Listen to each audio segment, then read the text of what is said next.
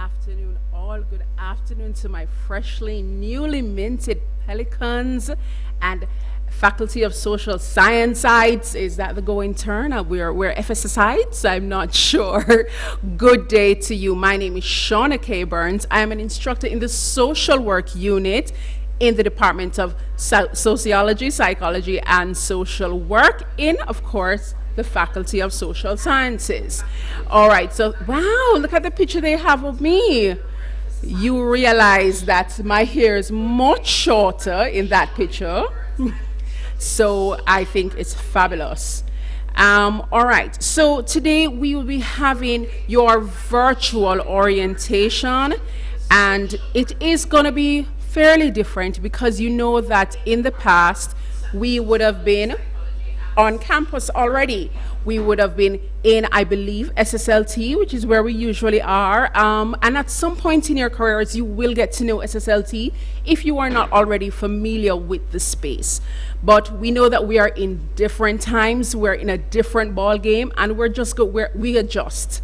And in the Faculty of Social Sciences, I must say that we are leading in the adjustments because of our flexibility, and we're coming off of a lovely vision morning with the staff. So I just want to say welcome to you, welcome to all the students, welcome to any other regular YouTubeites that are joining us this morning. I am at Ground Zero Control Hub in the room, and your program, which will be on screen at some point, or you will definitely see PowerPoints that will be guiding us through the program. All right, we will be hearing from various people, such as the Guild representative for the Faculty of Social Sciences, the Honor Society president. You will be meeting virtually your head of departments, associate deans, deputy deans. You will be addressed by our always gracious and lovely Professor David Tennant, who is our Dean of the Faculty of Social Sciences. Moving on to our freshly minted Deputy Dean, the absolutely wonderful Dr. Heather Ricketts. We will be having a presentation from Dr. Lester Shields, which is the counselor at the University Health Center, followed by Miss Tanya Francis from Placement and Career Services. We'll then go on to just a short presentation from the librarians at the UWI Main Library, which will become home for many of you right throughout your university career and beyond, from Mrs. Jacqueline Howell Nash. We will be closing with Mrs. Deidre Dwyer Evans and Mr. Jean Lingo from the Department of Language, Linguistics and Philosophy, just to give us some information on the English Language Foundation courses, will some of you become very, very familiar with. I believe some of those courses are still in my head. I'm not going to give you the timeline, but several years after I was enrolled in these classes, and closing remarks will follow shortly after. You will see me briefly at some point during the program, but we don't foresee this to be a very long one. We will be having our representatives come to you. So once again, I just want to thank you so much for joining us. I already see that so many of you are online, and we are humbled that you are indeed, like ourselves, embracing the flexibility and being here with us virtually. So once again, big up yourself. We know that it's rough and hard, and some of you would have rather, like myself, be on campus. All right, so the first presentation that we will have is from Mr. Kimani Shaw. He is the Faculty of Social Sciences Guild representative, and he will be coming just to give his greetings and tell you some things about student life here on campus and in the faculty. So I know the emoticon should be there on screen for you to do the clap hands. So please join me in welcoming Mr. Kimani Shaw. Let us welcome him. Mr. Shaw.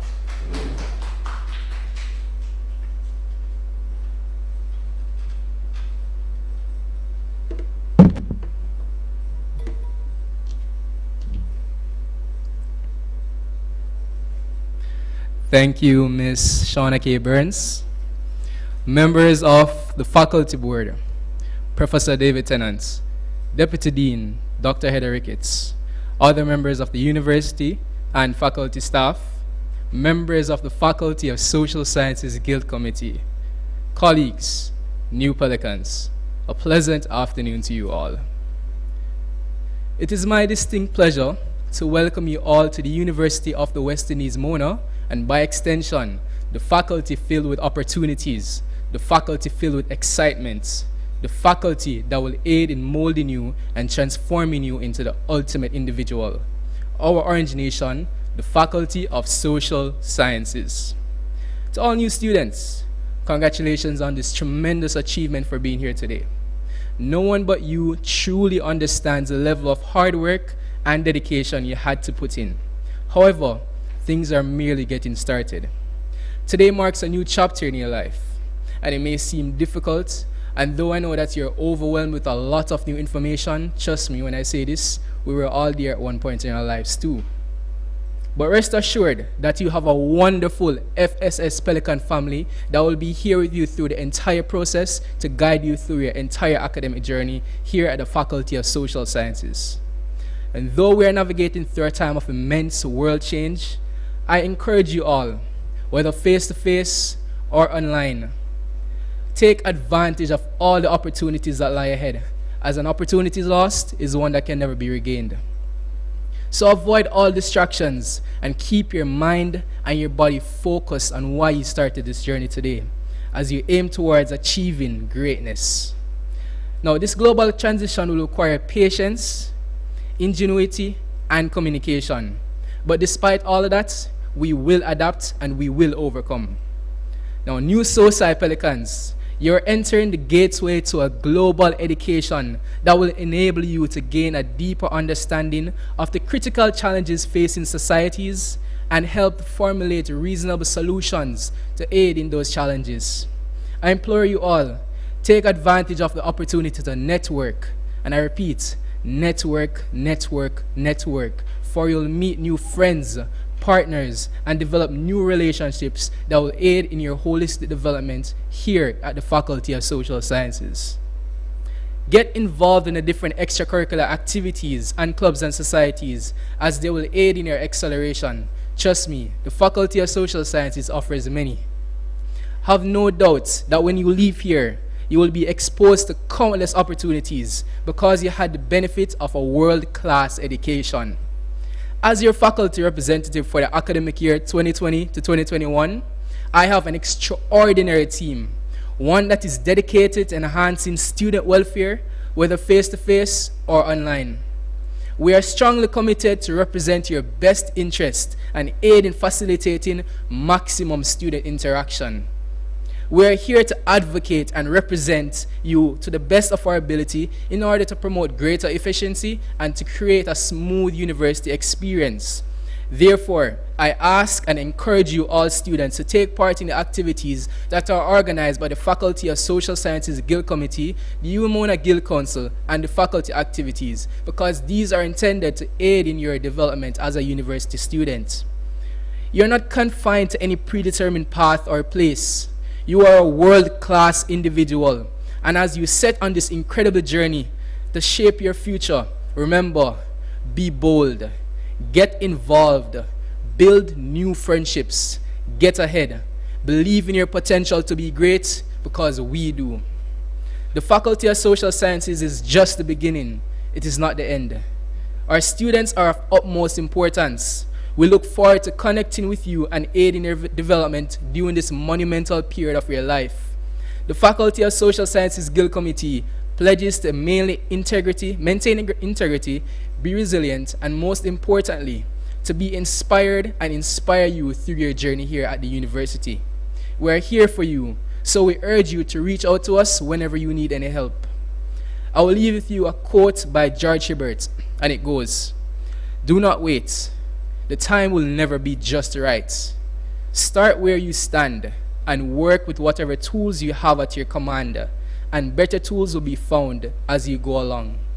The time is now, Pelicans. Believe in your potential to be great. Make your mark, leave your legacy, and together we shall rise." I thank you.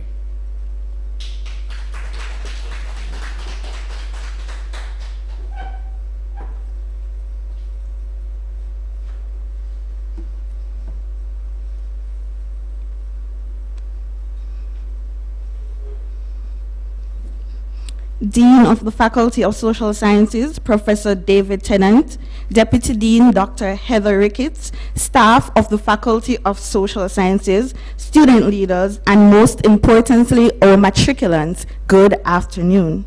I am Chanel Graham, President of the Faculty of Social Sciences Honor Society for the academic year 2020-2021. And I am beyond delighted to have been afforded this opportunity of welcoming you all to this world-renowned and noble institution. And as such, I want to say welcome to the University of the West Indies, and by extension, welcome to the Faculty of Social Sciences. Matriculants, you are moving on into this new chapter, and many of you, prior to this moment and the events that have ensued since the beginning of this pandemic, would have had high expectations regarding academics, the university, the faculty, and campus life, whether it be through residing on halls or becoming a member of a club or society. But we are met at a crossroads, and you are now wondering, how will I make the most of my student experience whilst being limited to the confines of social distancing? The interesting thing about this is, despite being at a crossroad, the University of the West Indies embodies a light, and it is a sign that allows us to make the right turn onto the road of opportunities. Yes, there are opportunities here that will aid you in maximizing your student experience. There are over 100 clubs and societies who will facilitate virtual interactions and foster holistic development. There are public speaking, entrepreneurship, and debating competitions for you to be involved in. And you can rest assured that all opportunities to satisfy your networking, entertainment, and professional pursuits will be actively provided. Nevertheless, most importantly, your academic needs will be immensely catered for. Speaking from experience, from the experience I had last semester, the university and the Faculty of Social Sciences has done an incredible job of ensuring that the academic resources you will need are attainable. And on the bright side, you can learn from the comfort of your homes whilst having the opportunity to budget your time wisely so that you can be involved in other arenas. No, aren't we seeing the silver lining? You can still have the ideal student experience. And I'm telling you this afternoon that academic excellence is attainable. And I will repeat that. Academic excellence is attainable. With that said, I'm looking forward to you all being newly inducted members of the Faculty of Social Sciences Honor Society in 2021. I presume that at this time, you are even more enthused and ready to put your best foot forward. Here at the UE, your academic achievements do not go unnoticed. As an incentive and celebration of hard work, students are given the opportunity to be a part of the Dean's Honor Roll. This prestigious list of high academic achievers is extended to include and highlight those who have done exceptionally well by induction of membership into the Honor Society. The foundation of the society lives through its motto, inspiring excellence through volunteerism, as it strives to instill the concept of volunteerism at the forefront of excellence through its members. The Honors Society continues to serve as the hub for the faculty's highest achievers, while fulfilling its mission of exuding the highest level of academic excellence by willingly and efficiently assisting students in the faculty to achieve and maintain equal levels of excellence to foster personal and holistic development. Like I said earlier, academic excellence is attainable, and the Honors Society encourages and celebrates just that. In closing, I want to implore you to give this chapter your best shot. You have an interesting story to tell. Let it be that you made the most of your student experience amidst the circumstances, and the most effective way to do it is to do it. It was an honor speaking to you today. Welcome again, and thank you.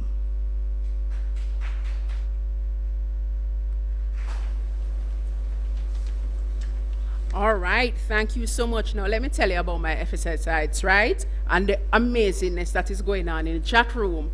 Well, first thing I want to do is big up Dejanay Blackwood. I hope I said your name correctly, who was the first person to greet us all with her virtual good afternoon.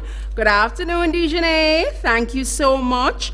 And Malika Nesbeth, who was the first person with her clap hand emoji, or as Shan with the shade. Shan with the shade is what I'm going to call her. Good thing we don't know her whole name. Who reminded us that that was not the hand clapping emoji, but the hand washing emoji, which in this time, I think it's just an amazing something. So whichever, if it is the hand clapping emoji or the hand washing emoji, it's awesome. Big up yourself. Thank you so much.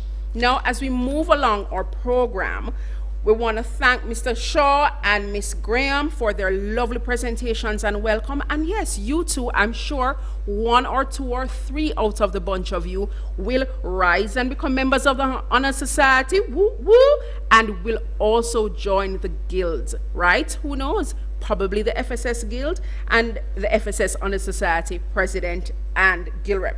So, we'll be moving quickly along to a PowerPoint where we'll be just showing you the heads of the department, or maybe it's on screen now sliding, the heads of departments, associate deans, and the deputy dean. Now, if you can multitask or listen, this is our spot prize.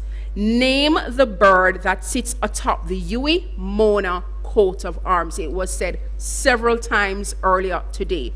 Now, I will be monitoring this chat, so I will know who it is, and I will come back and tell you your instructions. As soon as it is finished, I'll be back on to introduce our dean.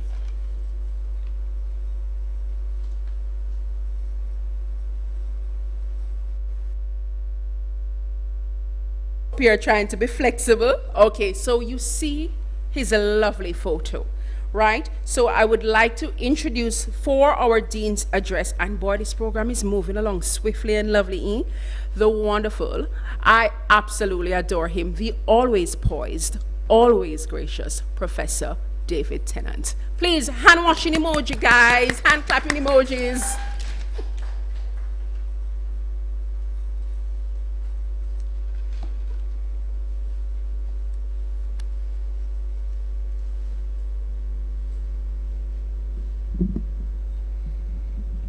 Thank you very much, Chair. Colleagues, students, good afternoon. Students, you're starting your journey into tertiary education in a period of great uncertainty. And even as I welcome you, I want to commend you. Where others have responded to the uncertainty of the times by freezing and putting their plans on hold, you have responded in the best way possible. You have responded by investing in yourselves, in your capacity to forge a prosperous future, even without knowing what that future will look like. This is critical, you know, because the one thing that this COVID-19 pandemic should have taught us is to not take anything for granted. What will the economies of the future look like? What are the industries and the fields that will drive future growth? Where will the jobs be for you in the next 3 to 4 years when you graduate? You know, I can hazard guesses, but I can't say that I know for certain what the answers to those questions are. So how can you know that you have chosen the right degree or major or even faculty when the future is so uncertain? And if you haven't chosen the right field, how can you be reasonably assured that you will get a job when you graduate? And if you don't get a job, how will you be able to pay off your student loan or contribute to your parents or family who sacrificed so much to send you here? All critical questions, students, which are made even more pressing in these uncertain times. So what are the answers? Well, here is the answer that most students tend not to believe or appreciate until it's too late. You ready for it? It is not what you do that matters. What is critical is how you do it. Let me say that again for those of you who missed it. It is not what you do that matters. What is critical is how you do it. For every combination of major or minor or double major that we offer, we have graduates who have excelled and who have made the most of their talents, and we have others who have struggled. What's the difference? It is not the course of study that they pursued, but rather the extent to which they applied themselves during that course of study. You know, last year at the undergraduate awards ceremony, I delivered a speech. And at the end of the ceremony, someone came to me and said that they appreciated the speech, but they wished that someone had said those things to them at the start of their journey rather than at the end. So I took wisdom from those words. And so this morning, in the few minutes that I have left, I want to share with you some of my observations about the journey that different types of UA students tend to take. And I want to share this with you at the start of your journey so that you can make some critical decisions from now about your path, which will help you to be better prepared for the uncertain future that awaits. So I'm going to quickly go through 5 different types of students. 5 types of students. We're going to call them, for the purposes of this talk, travelers. 5 types of travelers on the UA journey. So first you have the hitchhiker. The hitchhiker. Now this is a person who has never bought a car or a bike or even a bus ticket. But yet still this person always seems to get to their destination. You know the type? This person gets by on the efforts of others. This student relies on study groups and friends to carry them through university. Now don't get me wrong, you know. Being able to work in groups is critical for success in UA and in the working world. But the hitchhiker takes this to another level, where individual effort, individual creativity, discipline, and drive are never put to the test, as their success is always hitched to someone else's wagon. This type of student can achieve some success by being a hitchhiker, but they're going to realize eventually that occasions are coming where you will have to stand alone, where you must be able to showcase your own capabilities as an individual. Students, as you proceed through your university journey, and even more so when you graduate and venture out into the world of work, the opportunities to hitchhike are going to become fewer and far between. It is better not to get into the practice of hitchhiking at all than to make it a habit which you're going to find hard to break later on. But maybe you're not a hitchhiker and never will be one. Maybe you're quite the opposite type of traveler. You don't have the time or the patience for the whole heap of group work and study groups and working with people. From day one, as you sit here now, you know that you are here to get a first-class honors, and you know what you have to do to get it. You know it is only by the sweat of your brow that you will succeed, and so you don't have no time for any distractions. You have already put on your blinkers to prevent you from looking to the left or to the right, and for you it is work, work, and all work, aimed at getting you out of here in the quickest time possible with the highest GPA possible. Now, such students we're going to call the one-track travelers. The one-track travelers. This student is focused on schoolwork and nothing else. Don't come to them about service or volunteerism or leadership training or anything like that. They just want the 4.0 GPA. Now, these are the types of students, when they graduate and you look on their CV, you see nothing on it except for the big, fat first-class honors. But the question that I want to ask you, I want you to ask yourselves from now is, will the 4.0 GPA be enough to guarantee your success in the future? Will the 4.0 GPA be enough to guarantee your success in the future? Students, please, hear me carefully when I say this. Employers are not looking for the student with the highest GPA. They are looking for the candidate that is best able to enter their organization and make an immediate contribution. They are looking for the person that can exhibit leadership qualities, interpersonal skills, problem-solving abilities, and an interest that goes beyond the scope of academics. Balance is important, student. The students who shine are the ones who open themselves to a world beyond academia. Now, the story is told of two young fish swimming along. And they happen to meet an older fish swimming the other way. And the older fish nods at them and says, "Morning, boys. How's the water?" And the two young fish swim on for a bit. And then eventually one of them looks over at the other one and asks, "What the hell is water?" Students, I hope and I pray that this will not characterize you in your UWI journey, in that you get so versed in the little bit of specific knowledge that you garner in your studies that you don't realize that there's a whole world around you that you need to apply this knowledge to. You're going to find that sometimes when you get caught up in the studies and the projects and the group work, that it is hard to stay aware of what is happening in the world. But that is what a university education is about. The true value of the degree that you're acquiring is less about the information that you will sort, and it is all about learning how to think, how to analyze, how to critique, and to apply those thoughts in a sensible manner to the world, to the reality that you are faced with. So please avoid the temptation of being a one-track traveler. All right, so we have looked at the hitchhikers and we have looked at the one-track travelers. So who is next? Well, next up we have the shortcut travelers. The shortcut travelers. Now, this is the person who never saw a shortcut that they didn't like. This type of student always tries to find the quickest and the shortest route to their destination. If it is shorter and quicker, they will take that route and they will ignore the danger involved. Now, this student is focused on one thing and one thing only: what is coming on the exam.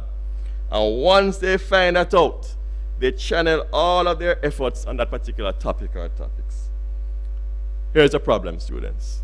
Shortcut, draw blood. While these students think that they have found a shortcut to earning their degree, they have actually shortchanged themselves. They have robbed themselves of the knowledge and the tools that come from fully immersing themselves in what the courses have to offer. So having taken the shortcut to their degree, when they graduate, they and their employers quickly realize that they have been shortchanged. This is a path that you must avoid at all costs, students. Remember, in these uncertain times, it is not what you do that will prepare you for the future, but how you do what you do. It is the skills, the tools, the analytical techniques, and the ways of thinking that will benefit you later on. You may be able to get an A in some exams by spotting questions, but you will forever lose out on the life-changing skills and experiences if you choose that path. Now, let's move on. The fourth kind of traveler in the UWI journey is the comfort zone traveler. The comfort zone traveler. And this type of traveler now always plays it safe. When they travel, it is within the familiarity of their own neighborhood. Some students will only try to choose the courses that they're reasonably assured that they can get an easy A in. And these students think that they have found the ultimate solution to the oppressive system that is academics.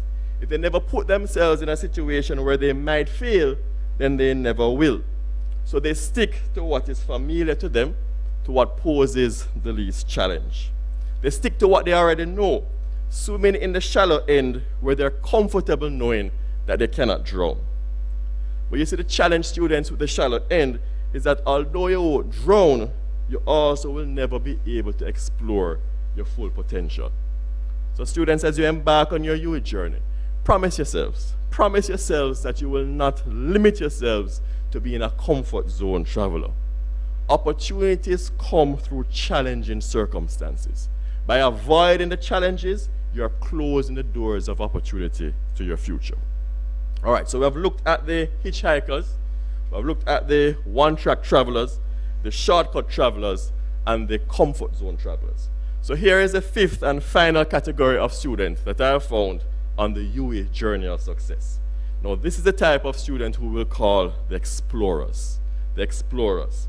Now, the explorer embraces the thrill of the journey and makes the most of every trip. This student is open to all the experiences that university has to offer. They attend their online classes and tutorials and are actively engaged. They seek the counsel of their lecturers and may even challenge their lecturers from time to time. This student understands that in order to develop holistically, they need to broaden their horizons. They explore their creativity by investing in their talents and their hobbies, and they interact and socialize with the people that they encounter along their journey. Now, this is a type of student that gets the full value of their investment in their university education. This is a type of student that employers want, because not only will they graduate with a good class of degree, but they actually will have learned. They will have learned not only content, but they will have learned the skills that will make them valuable in the workplace. Thinking skills, analytical skills, problem-solving skills, communication skills, soft skills. So my question to you this morning is, students, what type of traveler will you be on your UWI journey? What type of traveler will you be on your journey through the Faculty of Social Sciences? I hope that you will make the decision to be an explorer. Like the explorer, to open up yourself to new and exciting experiences, even though they may be frightening at times. Now, I know that one of the frightening situations that some of you are facing right now is a worry about how you're going to pay your tuition fees, about how you're going to pay back the student loan. And trust me, I can relate to that. When I got accepted into UWI umpteen years ago, by the skin of my teeth, I must add, my mother couldn't afford to pay the tuition fees, and my grades didn't merit me getting any scholarships, so I had to get a student loan. And from the moment that I signed that loan document for the first year's tuition, I began to worry about how I would pay it off. So you know what I decided at that moment? I decided that I would never again pay a cent for my education. I went on from there to complete my BSc, my MSc, and my PhD, and I did not pay $1 outside of the loan repayment for my first year's tuition. How? I got bursaries and scholarships every step of the way. I'm telling you this, students, because there are opportunities out there for you to pave a way of excellence for yourself if you start from now to reach for big, ambitious goals. And if you develop the right habits and take the right path that will lead you to excellence. Students, this academic year has started in unusual circumstances. The COVID-19 pandemic has necessitated that our courses be offered online, at least for the first semester. Our staff stands ready to provide the academic advice and the administrative support needed in this environment. We will best utilize the technology to enhance your experience with us. Remember, however, your learning is your responsibility. Your learning is your responsibility. You will choose the type of journey that you will have. I encourage you, sincerely so, to make the most of this tremendous opportunity. Welcome to the Faculty of Social Sciences. Thank you.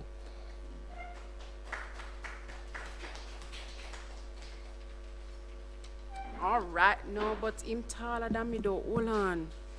Here we are. All right, so now I have some apologies to make because I did misquote some people. Now my paper drop a ground, but let me see if I can remember it.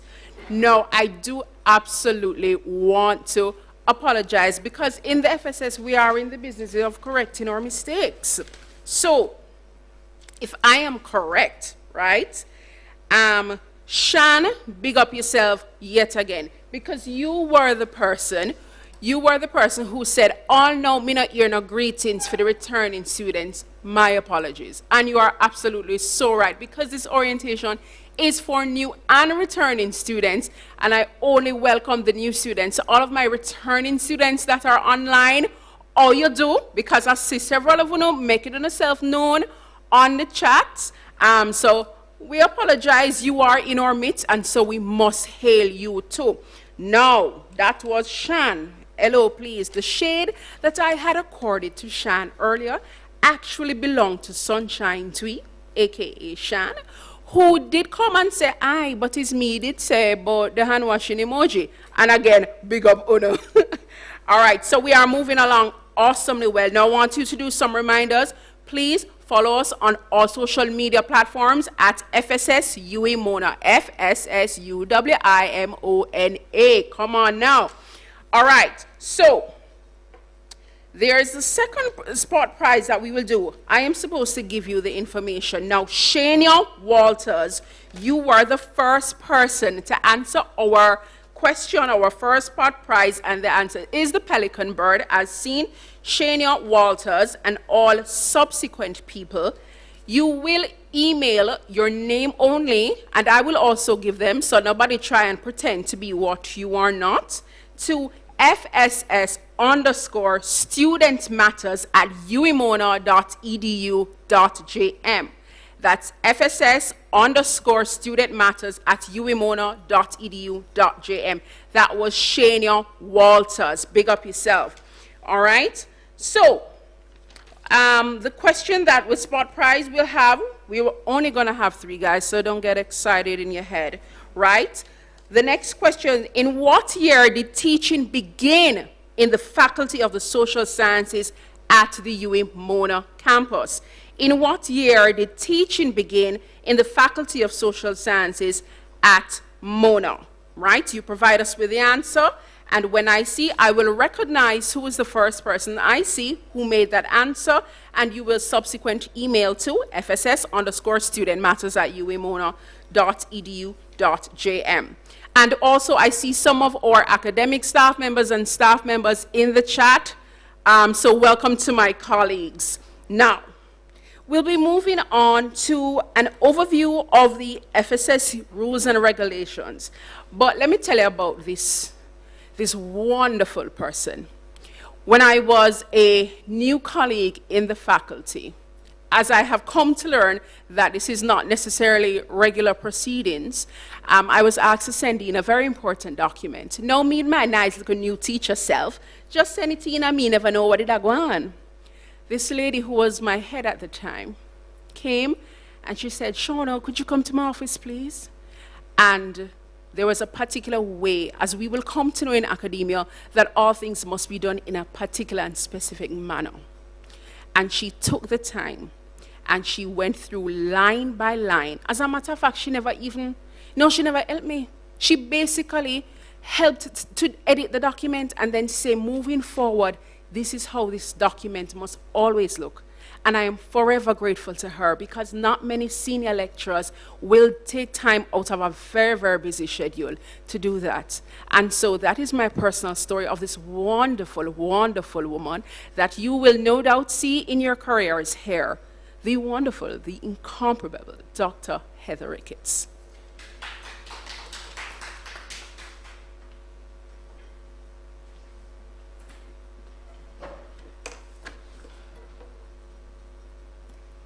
Thank you, Shauna K. Well, my head is very swollen at the moment for the wonderful thing she has just said about me. So let me say good afternoon and welcome to all you students, particularly the new students. I want to welcome you warmly to the University of the West Indies and particularly to the Faculty of Social Sciences. I know that there are some returning students who are also joining us by YouTube and the various platforms. So let me welcome you as well, and to all my other colleagues. But for the new students, can I say to you that you are as new as I am. I am new in the position as Deputy Dean, and so we are both freshers. And you will always be special to me, because I will always remember this cohort joining in 2020. So, let me tell you a little bit about the structure of my presentation. It is going, yes. So I'll talk a little bit about the faculty's organizational structure, the departments and the programs. Then we have to single out new developments in light of COVID. And then I'll talk about the categories of students we expect to be teaching, the course loads associated, what a semester means, what your lectures will look like. I'll give you some examples of the course codes and the levels, what your foundation courses should be, and tell you a little bit about exams, the GPA marking scheme, the regulations around degrees and the award of degrees and all the in-between, and to tell you some about the important offices, the Honors Society, which you heard a little bit about already from Ms. Graham, the president, and some important things which I think, or we think, you need to note. So here we begin. So the faculty is organized in a particular way. You just met our gracious dean, Professor Tennant. You're meeting me now, Dr. Ricketts, and we have 3 associate deans. We have heads of departments, academic staff members who are lecturers within the various, and instructors within the various academic departments. We also have our administrative and technical staff and our service staff. In terms of the departments, we have 4 departments. Departments of economics, government, the Mona School of Business and Management, and the Department of Sociology, Psychology, and Social Work. So your master, or I should say our moderator, Ms. Burns, is actually from the Sociology, Psychology, and the Social Work Department. There are a number of centers, the Center for Disability Studies, and its director is Senator Dr. Floyd Morris. We also have a Center for Hotel and Tourism Management located in the Bahamas, but its operations have been suspended for the academic year 2020-2021, and we will be restructuring the programs. There's also this Arthur Lewis Institute of Social and Economic Studies, which you might hear. It's called SALISES for short, but they offer graduate programs only. And we have an additional campus associated with the Mona campus, and that's our Western Jamaica campus in Montego Bay, and its director is Dr. Patrick Prendergast. So the Department of Economics, you met some of the heads of departments by photograph in an earlier slide, and the head of department there is Dr. Nadine McLeod Rose, and the programs offered are in banking and finance with the Mona School of Business and Management, economics, and statistics. And I should point out to you that it is possible for you to be able to combine your banking and finance major with a major in economics or a minor, and you could also do majors and minors in economics and mathematics and economics and statistics. So you can do some pairing there. In terms of the Department of Government, the head is Dr. Suzette Horton, and they have a number of undergraduate programs in international relations, political science, political leadership, strategy, and management. Very, very important at a time like this. Public policy and management is another program. Criminology, but it's only a minor, it's not a major yet, and that's offered with the Department of Sociology, Psychology, and Social Work. I have a little note at the bottom, which you will see, which says that you should consult the department information and guidelines very carefully. And that will be from the handbook. And I'll talk a little bit about the student handbook shortly. The other department is the Mona School of Business and Management, a bit of a hybrid department because the Mona School of Business and Management is also a company. And so its head is referred to or called Executive Director. And the Executive Director is Dr. David McBean. The programs offered at the undergraduate level are in accounting, banking and finance, chemistry and management, entrepreneurship, human resource management, management studies, marketing, operations management, and tourism management, and this year, hotel management. And that's because of the suspension of the operations at the Center for Hotel and Tourism Management in the Bahamas. The other department is the Department of Sociology, Psychology, and Social Work, headed by Dr. Orville Taylor. And they have many undergraduate programs in criminology, in demography, human resource development, labor and employment relations, population and development, psychology, social anthropology, social policy and development, social psychology, social work, and sociology. I just want you to note that a couple of them actually have diploma programs which are offered at the undergraduate level, but these are largely for students who are coming to the department or to the programs from different disciplines, and so will require the theoretical and sometimes the methodological foundations in order to transition into a graduate program. The social work program, you will note in brackets the word special. It is a special, so it's not a major, it's not a minor. It is a special, which means that 45 credits of core courses are required. And that's because the social work program is very specialized.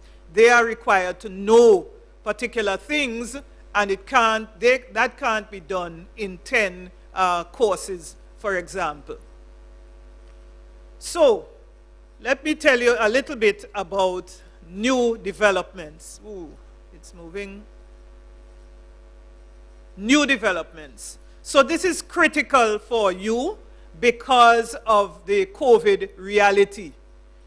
All our teaching this semester will be done online. And there are two terms that you will have to come to know: synchronous and asynchronous. When somebody asks you if your teaching is being offered synchronously, it means that it's taking place in real time. You are there with your lecturer, and you are actually in the cut and thrust of the lecture going on in real time. When we talk about asynchronous delivery of teaching, we are talking about a lecturer perhaps uploading a video earlier before before a class, and you being able to access it at any time of the day. So these are two terms which you will need to know: synchronous and asynchronous delivery of teaching. Another thing associated with the new modality is our learning management system.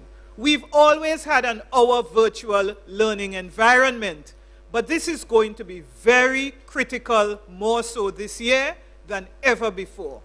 And so you will have to be properly registered in order to access the Our VLE. On the Our VLE platform, you will find your course containers. So after you have registered for your various courses, you will be able to log in using your ID into the Our Virtual Learning environment and access your course containers. And in there, you would find content on the course. So your course outline is very critical for you to find. Contact with your lecturers. This is how maybe you will be able to make contact with your lecturers. Engage in discussions. Discussion boards are part of the course container. Your lecturer will upload assignments there, and you can actually prepare and upload your completed assignments through the course container. And you will also be required to sit your exams through this medium. I want to say something about the course outline. I have found over the years that many students do not read their course outlines. It is critical. Some students even don't know the name of the lecturer. It is going to be even more critical that you know the name of your lecturer, not to give a description, oh, that short, kind of plump lady, or the man with the afro. That will not work. So you need to know the name of your lecturer and to know the content of your course. So your course outline will be important. And one thing I say to students all the time is to read your course objectives, your learning objectives, because it is through the learning objectives that you will really get a sense of what really should I know for this course, and that your exams are really set around the learning objectives that have been articulated. So please get intimate with your course containers. Now we will use Blackboard Collaborate. BBC is what we will use to actually deliver the synchronous and the asynchronous teaching. And so you will hear people talking about BBC. It doesn't mean the British Broadcasting Corporation. For us, it will mean Blackboard Collaborate. And I want to say to you that in this new dispensation, there will be far more self-directed learning by you and the management of your UE life. And this would be now an online life in the first semester. So try and pick a space in your home where you will not be distracted so that you can focus. And for some of you who will, who probably need some structure to your life, it might mean that you have to wake up at a particular time in the morning, get yourself bathed and organized so that you can, take part and participate properly. Okay, so we come now to the categories of students and course loads. Now there are 3 categories of students. You could be either a full-time student or a part-time student or a specially admitted student. So I suspect that many of you are full-time, but that we will have a lot who are also part-time. So for a full-time student, you are required to take 5 courses per semester. 5 courses per semester. For a part-time student, you will take 3 courses per semester. And the regulations say that you can do no more than 7 courses in an academic year. So you might be able, if your GPA looks healthy in the first semester, you might be able to take a 4th course in your second semester, but you cannot do more than 7 courses in an academic year as a part-time student. Then we have specially admitted students who come to us from industry or the public service. Maybe they want to brush up on their statistics skills or research methods, or they want to take a specialized course, somewhere. And so we admit them specially, the university, through admissions, and they can do no more than 12 credits or 4 courses in an academic year. So such specially admitted students we refer to as occasional students, and they are not usually in a degree program. Let me tell you, we do have a weekend program that our faculty manages, and on Saturday gone, we actually had the orientation for those students. Their classes and exams are held solely on Saturdays. So let me tell you a little bit about semesters and lectures. So each academic year is equivalent or equals 2 semesters. You are starting a new semester as of Monday. Monday coming, the 7th of September, you will begin really your academic life. So between September and December is our first semester, and then January to April, our second semester. A semester lasts for 13 weeks. And each week, you are required to have 3 contact hours. 2 hours of lecture, 1 hour of tutorial.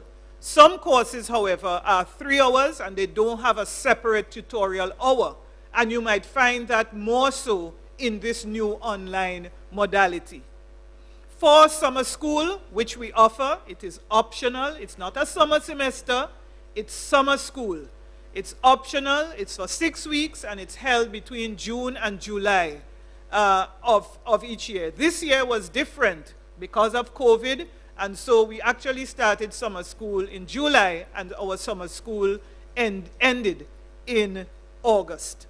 In fact, I think exams finished last week. I want to give you, as you are registering, examples of course codes and levels. Now you are first-year students. First-year students. So you are taking first-level courses. And therefore your courses must begin with the number or the digit 1. So there are some examples. Econ 1000 or Government 1000 or Accounting 1005. If second-level students will take courses which begin with the number 2. So you have like a SOCI 2004 or an MGMT 2026. And the third level courses, the number begins with 3. Let me just say to you that the letters ECON, which is short for economics, means that this is an economics course. GOVT, it's a government course. ACCT, an accounting course. MGMT, a management course. SOCI, a sociology course. PSYC, a psychology course. I don't have an example of a social work course, but it will start with the letters SOWK, social work.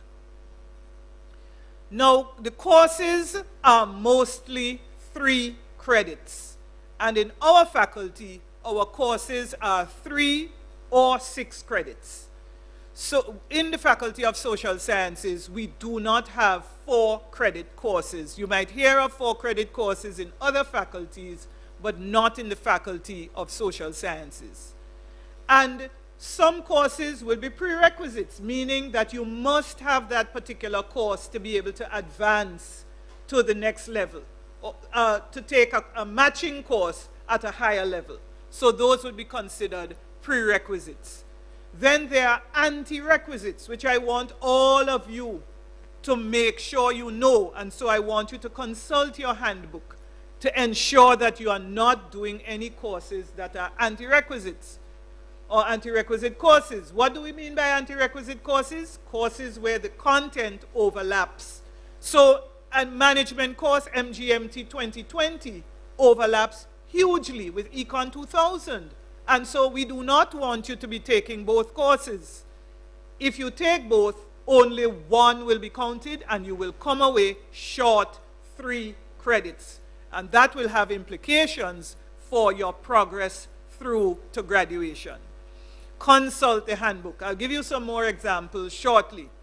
There are core courses, which mean courses that you must do. So look out for those. If you are doing a program in, let us say, sociology, there are core courses. So make sure you know what these courses are. Similarly for government and for econ and accounting, etc.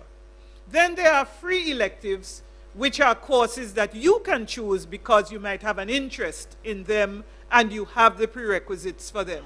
So, for example, we see people who will use their free electives to do a minor in a program perhaps outside of the faculty. So some people like a language, a foreign language, and they might want to do a minor in a foreign language. And so they will go over to the Faculty of Humanities and Education and take some of the language courses across and be able to declare a minor later down. Then there are exemptions which are granted. Sometimes exemptions are given with credit or without credit. And this is something to pay very keen attention to. If you are given an exemption without credit, the course for which you were given the exemption must be replaced with another course at the same level or higher. If you get an exemption with credits, then you can move on to a higher level course and you can take that quite well. Then there are co-curricular courses, and only one such course is allowed per student, and it's equivalent to 3 credits. So these are some examples of the anti-requisites, courses that you can take together for credit. And so I want you, when you have downloaded your handbook, your student handbook, to go through and make sure that you consult the page which speaks about anti-requisites, so that you do not commit any of these cardinal errors which will have implications for your degree. So, foundation courses for the Faculty of Social Sciences. Every faculty requires you to do foundation courses. For us in the Faculty of Social Sciences, there are 3. Found 1101, which is Caribbean Civilization. Found 1201, which is Science, Medicine, and Technology in Society. Found 1013, which is Critical Reading and Writing in the Social Sciences. Or Found 1019, critical reading and writing in the disciplines. Let me spend a minute on Found 1013 and Found 1019. Now, if you have a grade 1 in CSEC English or a grade 1 or 2 at Cape Communication Studies, or you have passed the English language proficiency test, you can take Found 1013. If not, you must do Found 1019. It will be 6 credits, and you will therefore have to take that course over the entire academic year, 2020-2021. Now, I should point out that for us in the Faculty of Social Sciences, the Found 1201, Science, Medicine, and Technology in Society, we prefer if you take that course in semester 1. And then for Found 1301, Law, Governance, Economy, and Society, that foundation course is taken by social work students only in our faculty. So if you are not a social work student, you have no business signing up for Found 1301. With respect to the foundation courses, any other course that is approved by the Board for Undergraduate Studies can be accepted, and it is possible to substitute Found 1101 or 1201 with a foreign language course at your level of competence. Examinations. Now, you will sit many examinations over your life here at UWI and in our faculty. And some of the exams will be mid-semester, which means that they will come just about the midpoint in the semester. So by about the second week of October, you are getting ready to sit mid-semester exams, which means that you have to organize yourself from day one. There are sometimes in-course exams. There will be coursework associated with courses, and those are not part of your mid-semester. That's just assignments for 5, 10, 15, various percentages. Oral exams are only available under certain conditions. Final year students who only have, for example, 1 or 2 outstanding courses to graduate, and who have a failure in the course or the 2 courses that is of a particular level or grade. There are supplemental exams that can be given if a student has a medical emergency, for example, or some kind of, personal disaster. With the requisite justification and evidence, a supplemental exam can be given. And some students are also given what are called examination-only exams, where they have already completed their coursework and they are allowed, permitted, to be able to sit the course again, but only do the exam. And that happens only under special circumstances. And then, of course, the final exams, which are sat in December, in the first semester, and in May, in the second semester. Or I should say April, in the second semester. I'm sorry. I'm going a little too fast. Yes. So the GPA marking scheme, this is just to give you an example of how we grade, and the GPA, these quality points, go towards the quality of degree that you will end up with. So the degree, a degree is a minimum of 90 credits. If you are doing a social work degree, it is 99 credits, which means that you are doing 33 credits at each level. Let me just say that with the minimum of 90 credits, you are doing 30 courses at 3 credits each. So you're doing 10 courses in the first year, 10 in the second year, 10 in the third year. That's how the minimum of 90 credits is arrived. If you are doing a special, such as the social work degree, there's a minimum of 45 credits which you must do as core to the program. And social work students do not do majors or minors. They do what we call a special.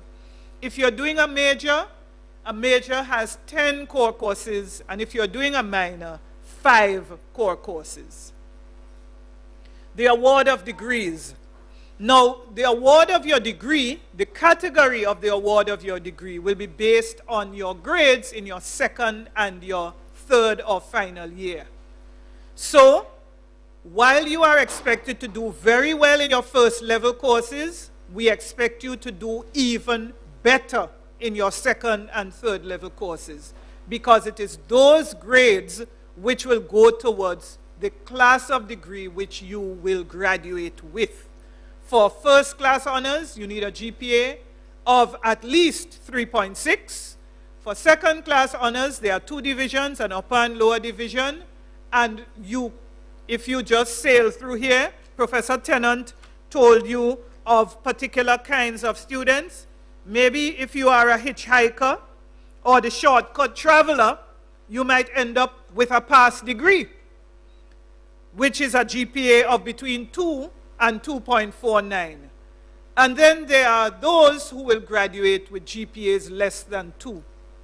Students, if you graduate with a GPA less than 2, a case has to be made to the Board for Undergraduate Studies asking, requesting their consideration of the award of degree. So it will not be automatic. It requires writing from the faculty office or faculty offices to ask the Board for Undergraduate Studies if they would consider the granting or the award of the degree. Leave of absence. Now there are limits to your applications for leaves of absence. No more than 2 consecutive academic years can you be on a leave of absence, or 4 semesters over the life of your program. If it has to be more, then you will be asked more than likely to withdraw. There are deadlines for applications without penalty.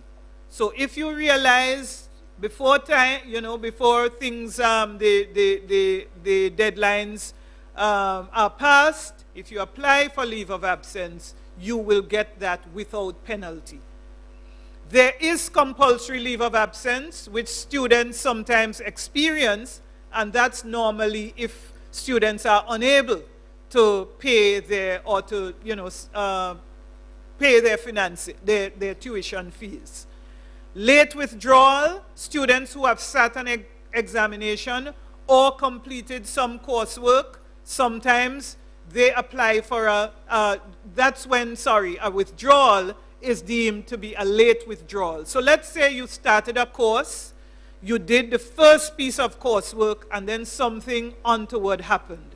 God forbid, something happened to you or to your family member, and you really have to withdraw, then you will apply for late withdrawal from the university or the program.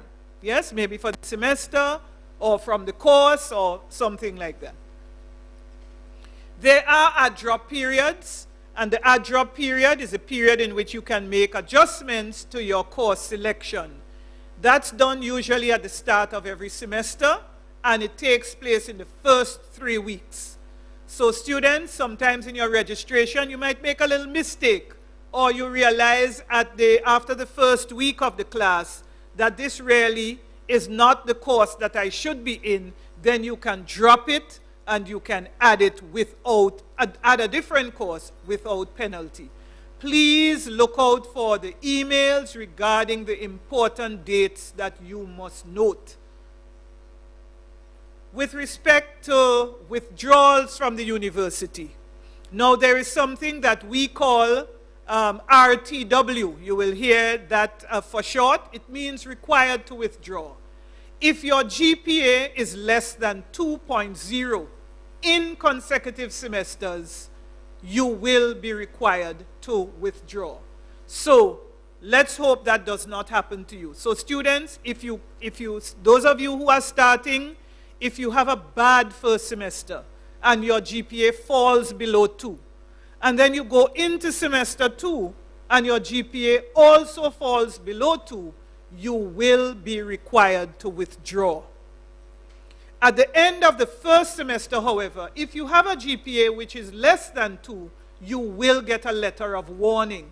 And many times these letters of warning help to wake up some students, and so they do better in the second semester.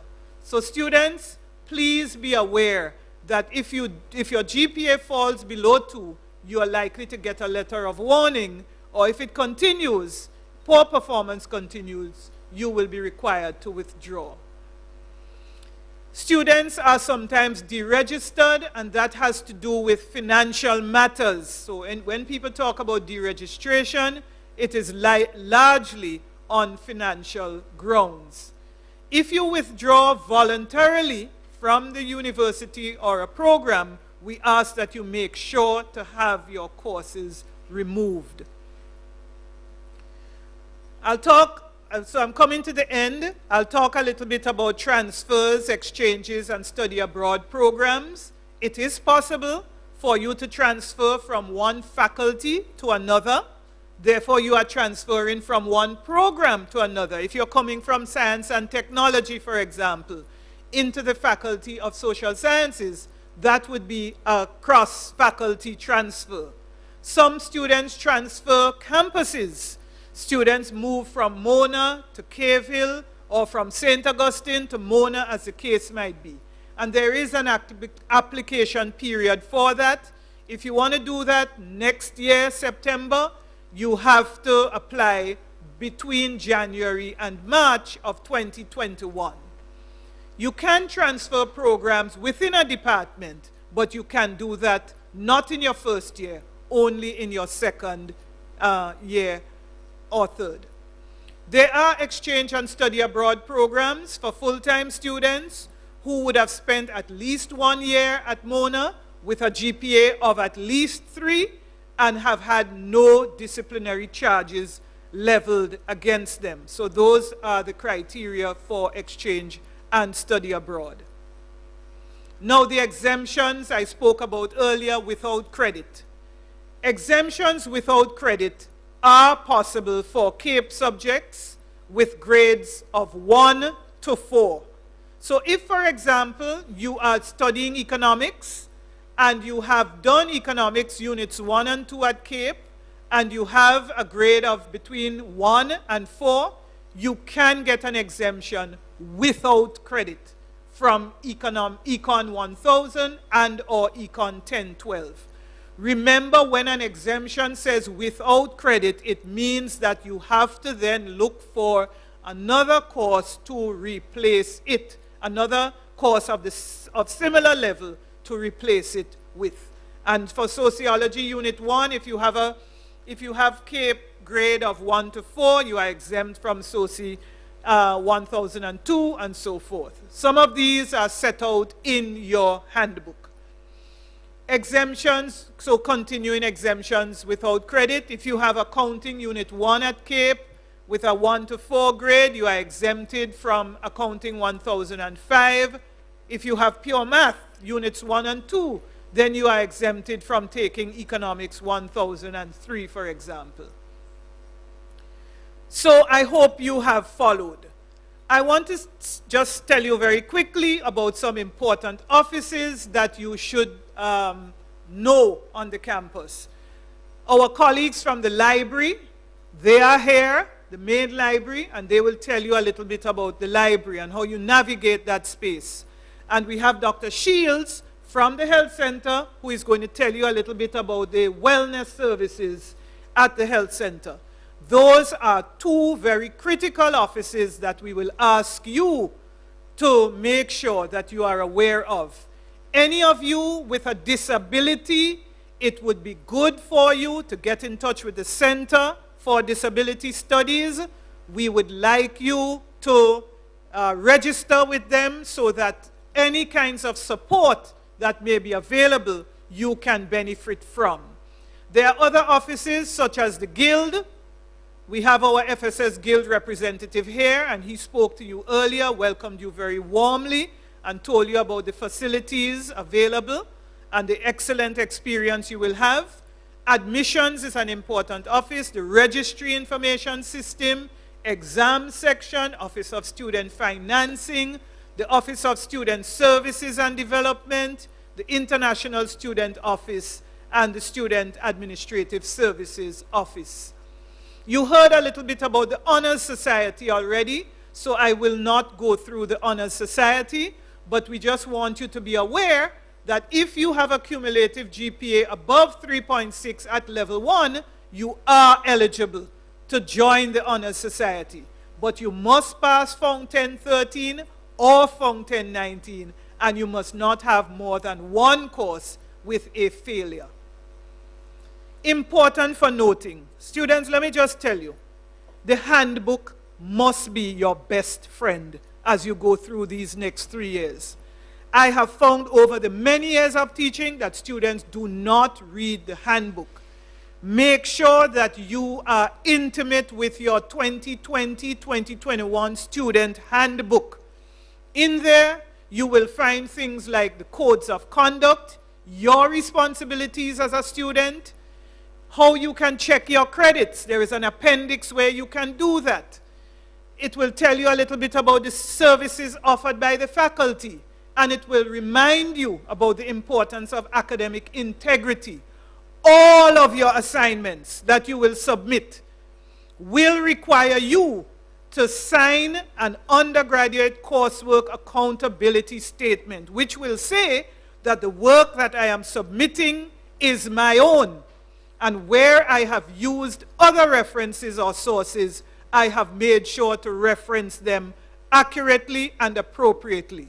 The library is here, and our colleagues will tell you a little bit more about the importance of academic integrity. And also in the handbook is our FSS, Faculty of Social Sciences, Mona, Philosophy of Teaching and Learning. And in there you will see all the great skills that we hope that we will be able to share with you. So students, which student will you be? I hope not the hitchhiker. I hope not the one-track traveler. I hope not the shortcut traveler. Some of you may be the comfort zone traveler. Maybe nothing is wrong with that, but we would really prefer if you were the explorer. So we urge you to be the explorer student. So let me again, on behalf of the Faculty of Social Sciences, welcome you warmly and wish for you a very successful journey at UWI, and of course, a successful journey in the Faculty of Social Sciences. Thank you.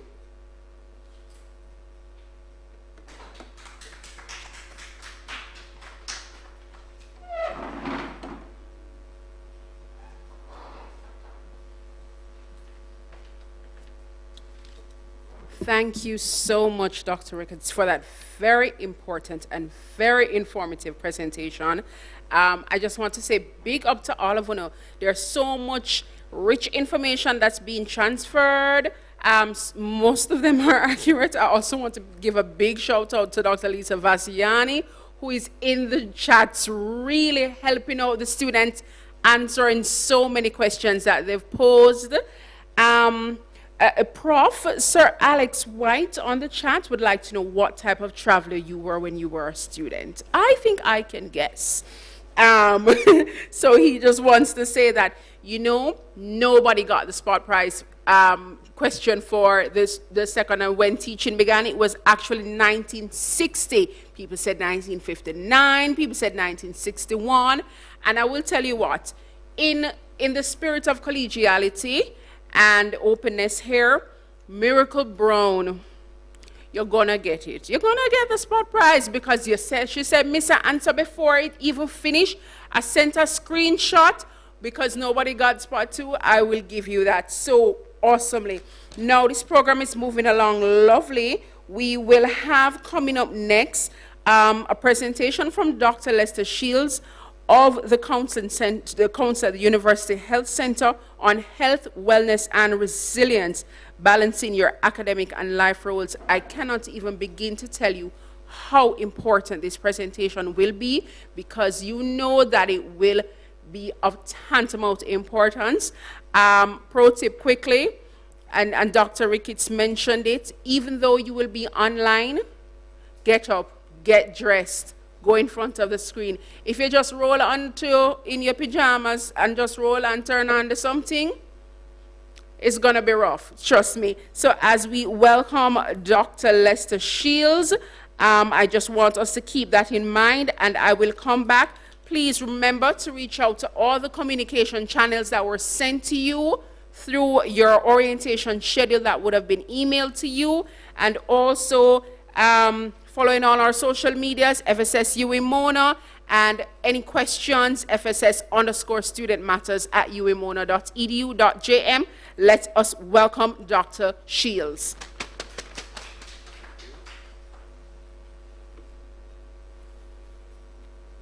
Good afternoon, everyone. I want to add my welcome to you here coming to UWI. I'm going to tell you a bit about the University Health Center and how you can access it. But before that, I'm going to give you some information on adjusting to the university here. Where am I supposed to look?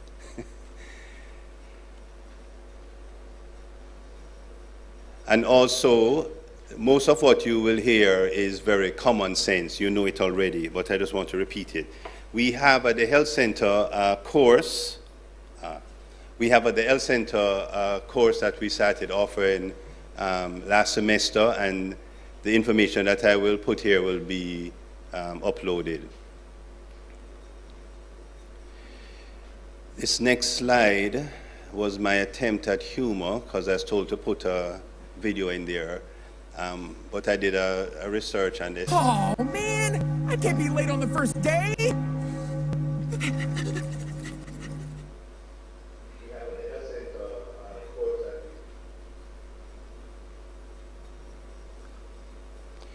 Okay, good start.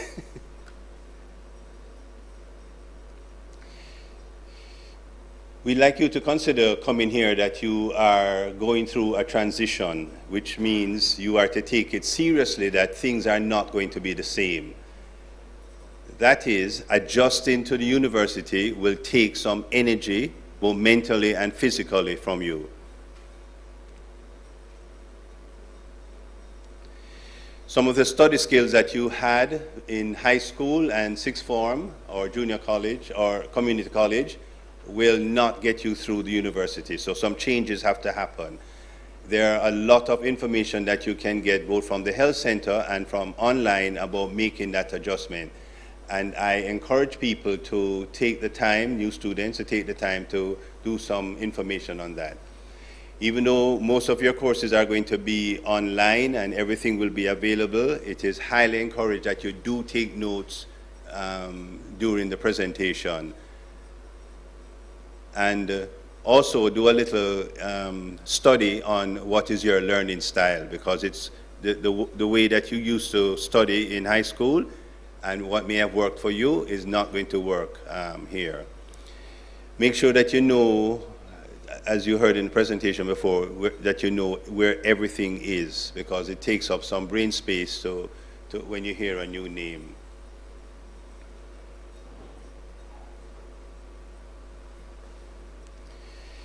So, beginning of this semester, you need a plan. One that you should not wait until mid-semester when you think things are not working out well to say that I have to buckle down. You have to put things in place from now. And I'm going to go through with you some of the things that you need to put in place. I highly recommend, and again, this was recommended to you in the previous presentation, that you get to know your lecturer and you know the person by name, and even arrange a one-on-one meeting with each of your lecturers. You'll only have 5 for most of you within the semester. Make sure that the person knows who you are. And get to know this is even more critical since you will not have a lot of face-to-face with other students. Get to know the other students and some contact, and ask questions about the course. And again, find out who's ahead of your program and get to know that person also. Basically, this is a little aphorism I'd like you to remember. Stay the same and fail. You cannot remain the type of student you were in high school. There has to be some changes that you will have to go through, and you will have to consciously make those changes. Let everybody know, even though they know already, you say it, I am in the university and some things have to change. We've seen a lot of problems once the pandemic started with some of the students here already. Their parents and even people in the house asking them, why are you spending so much time on the computer? Shouldn't you be interacting with other people? It is not healthy. And so people are not going to understand what it is to be a student during this time. You have to inform people that you have to have a certain type of schedule, and most of your contact will be through on the computer. You have to let people know that. Do not take it for granted that it's common sense or people should know this. So let everybody in your house know that you are a university student. Some things have to change. Your schedule in the house will have to change. And discuss with people that. Do not take it for granted. One of the main words in student is study. And it needs to be, we have to be, not supposed to touch face. We need to be reminded of that. You are here to do a lot of reading. This is a recommendation from your lecturer. You may get another recommendation. Follow what the lecturer say. But basically, for every hour that you have in a course, you need 2 hours of preparation. So if you have one course, which is considered a 3-hour course, you will need 6 hours of preparation for that one course. All of that time, the time that you spend in the class, 3 hours each week, plus the 6 hours for preparation, need to be put in place every week. So put that in your mindset that a lot of preparation has to go in to being a student this year. And a lot of time outside of just being online has to go into doing the preparation, the homework, the reading, the assignments, all of those come into that. There is no magic to getting a high GPA in a course. It's just tireless work, studying over and over, following the formula. I want to go through with you quickly. Again, these are common sense, things that you need to have a balance while you are a student. One of the basic ones is sleep. Now, during a pandemic or any kind of other crisis, one of the first things that gets thrown off for us is our sleep pattern. And by now, persons should have gotten into a regular pattern of sleep because we have been in the pandemic for a while. But adding coming to the universities and the new expectations that are put on top of what is going on in the country, it's going to throw off your sleep pattern. So a lot of attention has to be given to getting at least 6 hours sleep at night. We have a saying, the students here, not we on my end of the desk, the students here have a saying that sleep is a concept. Sleep is not a concept. The persons who say that have not been studying all semester. So when the end of the semester comes, they have all of those hours to catch up, and then sleep becomes a concept. Nothing is like that. Get your sleep in from the beginning. If you're not getting 6 hours each night, make it up within a week. But consider it a priority for succeeding. The less sleep you get, the more mistakes you make, the faulty decisions that are made. Sleep is critical. Everybody's body varies. By now, you should be getting a sense of what it is that you need and when you need to eat so that you can put in several hours of reading. So not everybody reacts to food the same way. Some people do fall asleep after eating for a while. Find out what works for you, but know what works for you. And there a lot of times when students get going in the semester, they forget to eat, they feel tired, they can't retain the information, they begin to think that they are depressed. Nothing like that. We need the fuel in our system to be able to absorb a lot of information in our brain. Have a balance of exercise 3 times a week. If you ever happen to come on campus, just walk around the ring road 3 times.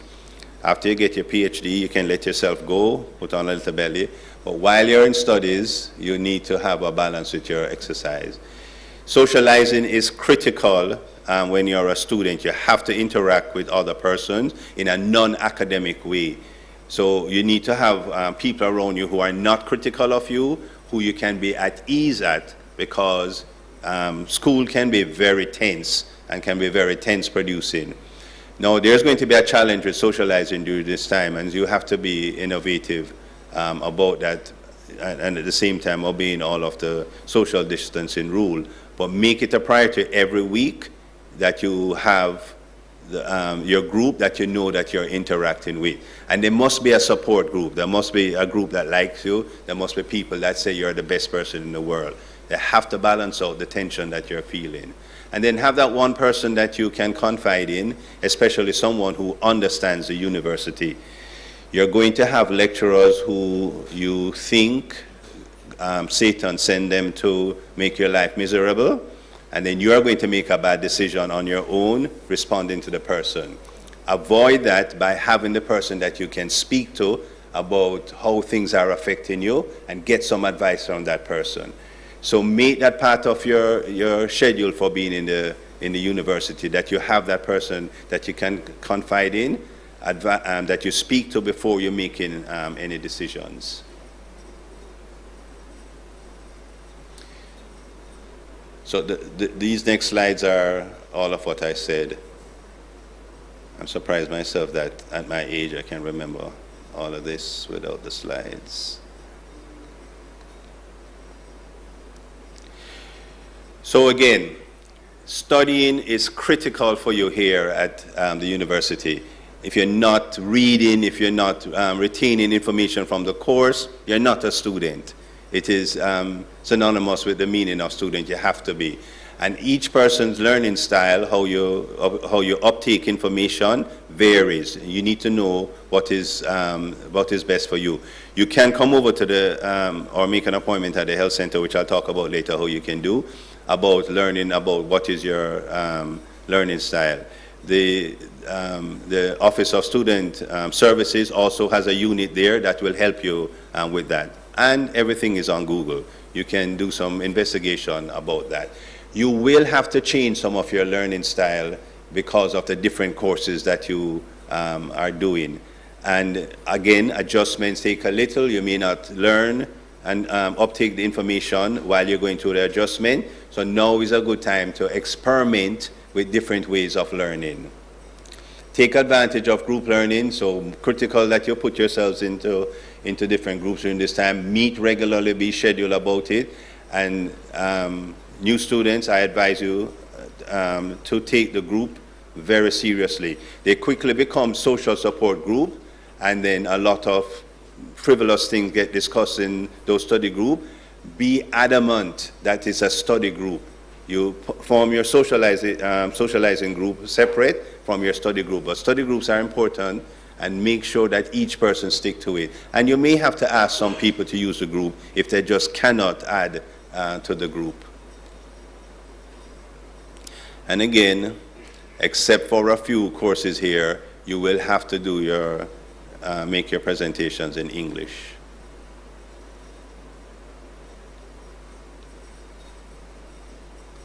I am very conscious of the time. I was going to give you a little test for the fun of it, but I'm going to skip that. This presentation will, as I said in the beginning, will be on the Health Center course, which you can find if you do a search in ORVLE.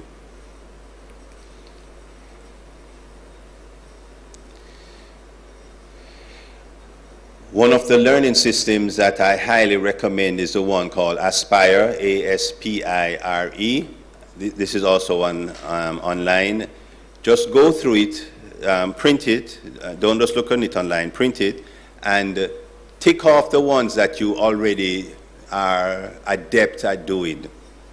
And then go back through it and look at the ways in which you need to improve the way you go through a course. So the Aspire approach will take you through all of those.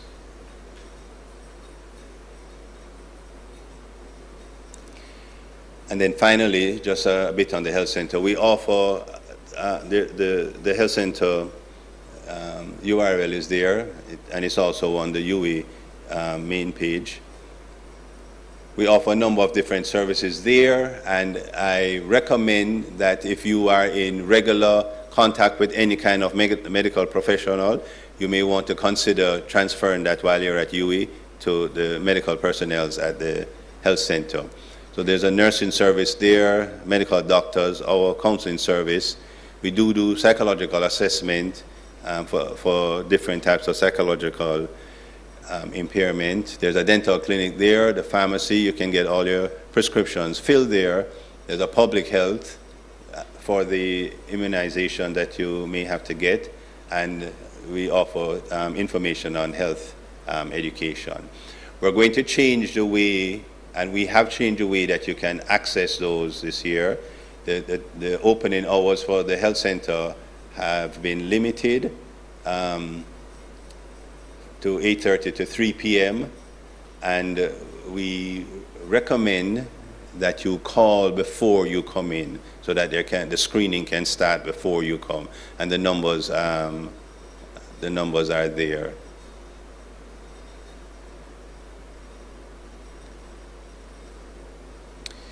To make an appointment to come into the counseling unit, we ask that you send an email to council@uwimona.edu.jm. You will then get instructions from the secretary what you need to do, and a time will be set. You can also call the straight line for the health center, for the counseling unit that's there also. Most of our sessions this year are going to be done through e-counseling, either Zoom, Doxy.me, or WhatsApp video. We will set those up, but you'll get instructions on those. So most persons who come for counseling this semester will not see the inside of the counseling unit.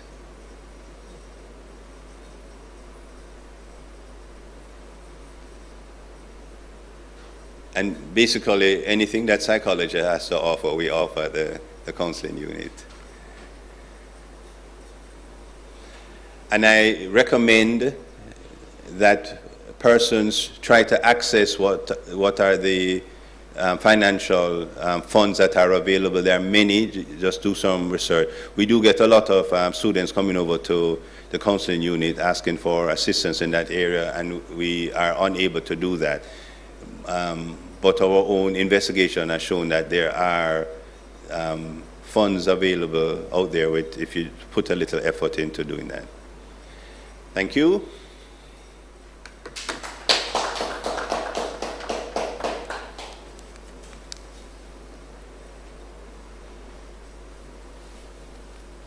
They're not supposed to ask questions.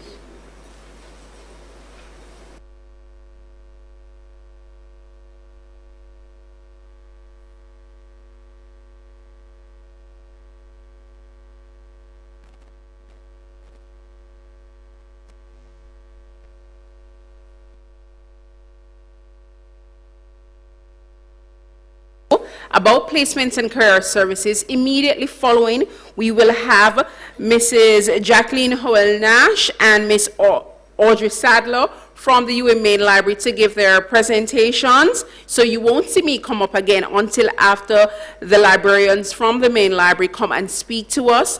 I just want to impress upon you guys, please, everybody was emailed all the communication resources that you can come in and find out information.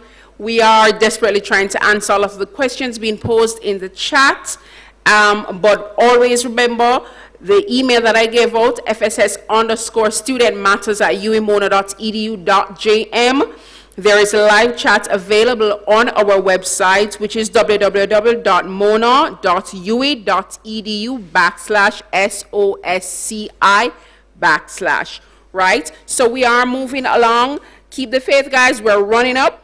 In the meantime, give me anybody who answers me first, and I hope I get it right this time, the 5 types of travelers that Prof. Tennant spoke about in his presentation. You must name all 5, all right? So while we are doing that, we'll be watching the video about placement and career services. Thank you.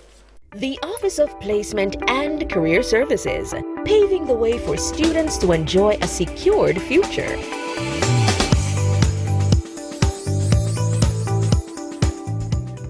With a dedicated, efficient, and committed team of workers and a host of volunteers, students' lives are transformed all year round. Forming part of its core objectives is the department's daily drive to facilitate the professional development of students. This it does by offering career guidance on a daily basis. We get on average probably like 100 students per day. They have different requests and we try as best as possible to facilitate them and also to assist in whatever way that we can.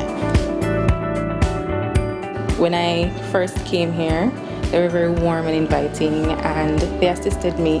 I thought that I had everything together, but then when they reviewed everything for me, I realized that I may have missed one or two documents, and right away they were the ones to print it for me and to have it be done right there, quick and easy, and I am so grateful for that.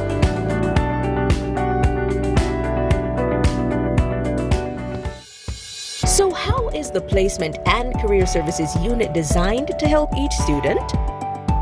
Each student, from freshman through to their senior years, can benefit from the variety of services offered by the Office of Placement and Career Services. Some of the unit's core functions include career guidance through a computerized career assessment tool, SIGI-3, and individual career counseling, ICC, career explorations opportunities, job readiness seminars, job search and job referrals assistance, internship coordination, cover letter advising and reviews, resume advising and reviews, job interview techniques coaching through seminars and mock interviews, employment compensation package negotiation advising, and facilitating the overseas work and travel program by way of work and travel agencies and scholarship coordination. A new seminar that we added is the employees' rights. So students are also exposed to the perspective of where they sit as new recruits and what their rights are and how they can defend themselves in terms of if an employer is not being fair in the recruitment process or even the hiring and promotion processes. Students are able to liaise with industries and alumni to meet recruitment needs. Thousands of students have benefited from workshops, seminars, resume clinics, career expositions, and job fairs. Many of those who have been assisted by the Office of Placement and Career Services are now assisting others to benefit just as they did. Well, I can speak from the testament of many students, like every student that has participated in the Growth and Purpose Sessions program has told me that they benefited in some way and they actually use information after graduation. So that's how valuable it is. So if you come, you will learn something that will probably help you to get a job. So I would encourage everyone, full endorsement of attending Placement and Career Services events. How can you contact the Office of Placement and Career Services and benefit from the array of services being offered? Let's first provide you with the details on their physical location. They're located upstairs, the Graduate Studies and Research Unit at 20 Ring Road. You may visit them Monday to Friday, 8:30 a.m. to 4:30 p.m. or call 876-927-1650 or 876-927-1660, extensions 2224 or 2332. But that's not all. Feel free to check out their online portals. Visit their website at www.mona.uwi.edu/placement. There'll be live support online access waiting just for you. Also, connect with them via social media. Check them out on the following platforms: Instagram, UWI_placement, Twitter, @UWI Placement, Facebook, Placement and Career Services UWI Mona, @UWI PCS. The Office of Placement and Career Services. We're transforming lives and paving the way for a secured future. Be aware, plan for your career.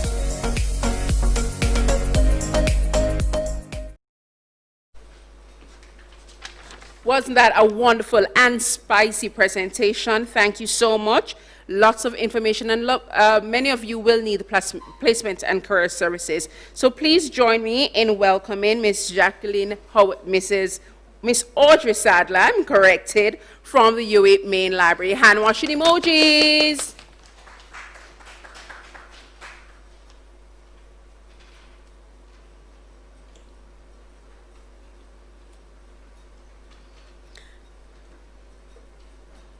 Good afternoon, everyone.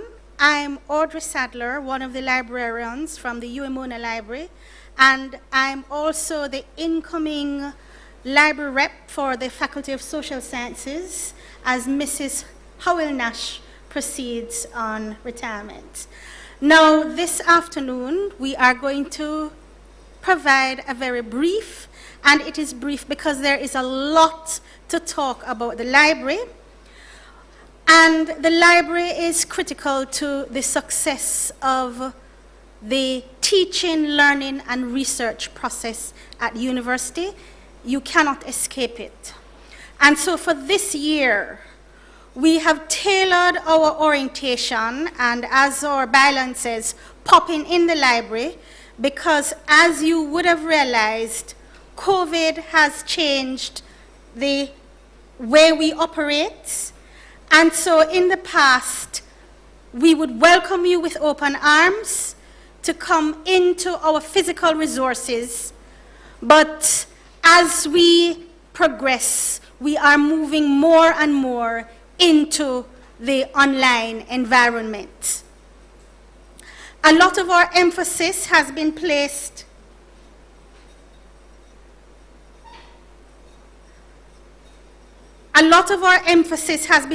on the virtual environment in which we operate, and the library has a wealth of information resources, electronic journals, electronic databases, exam past papers that you will need to access in order resources. You can access them from the comforts of your dorms, from the comforts of your home, but it is critical that you understand exactly how to navigate what we call UALink. And UALink is an information portal to all the resources of the University of the West Indies. And when we speak about the University of the West Indies, we are looking at the libraries on all the different campuses. So it is very important that as students, you understand how to navigate UALink so that you know that you are accessing the resources at the Mona campus. You can easily download the e-journals or e-books. You can print them, email them, or save them to whatever device that you are using. And so throughout the course of next week, as well as throughout the course of the year, we will be having a series of UALink sessions tailored to our first-year students to guide you through using the different resources. And we encourage you to come on board so that you understand from day one, how do I access and how do I use these resources? What is also critical is understanding how to use the citation guides, because you are going to be expected to read the resources, to write them, and even more critical, how is it that you cite them? And in citing them, you are expected to give the credit to the different authors who you're going to use in your presentations, whether they are paper assignments or PowerPoint.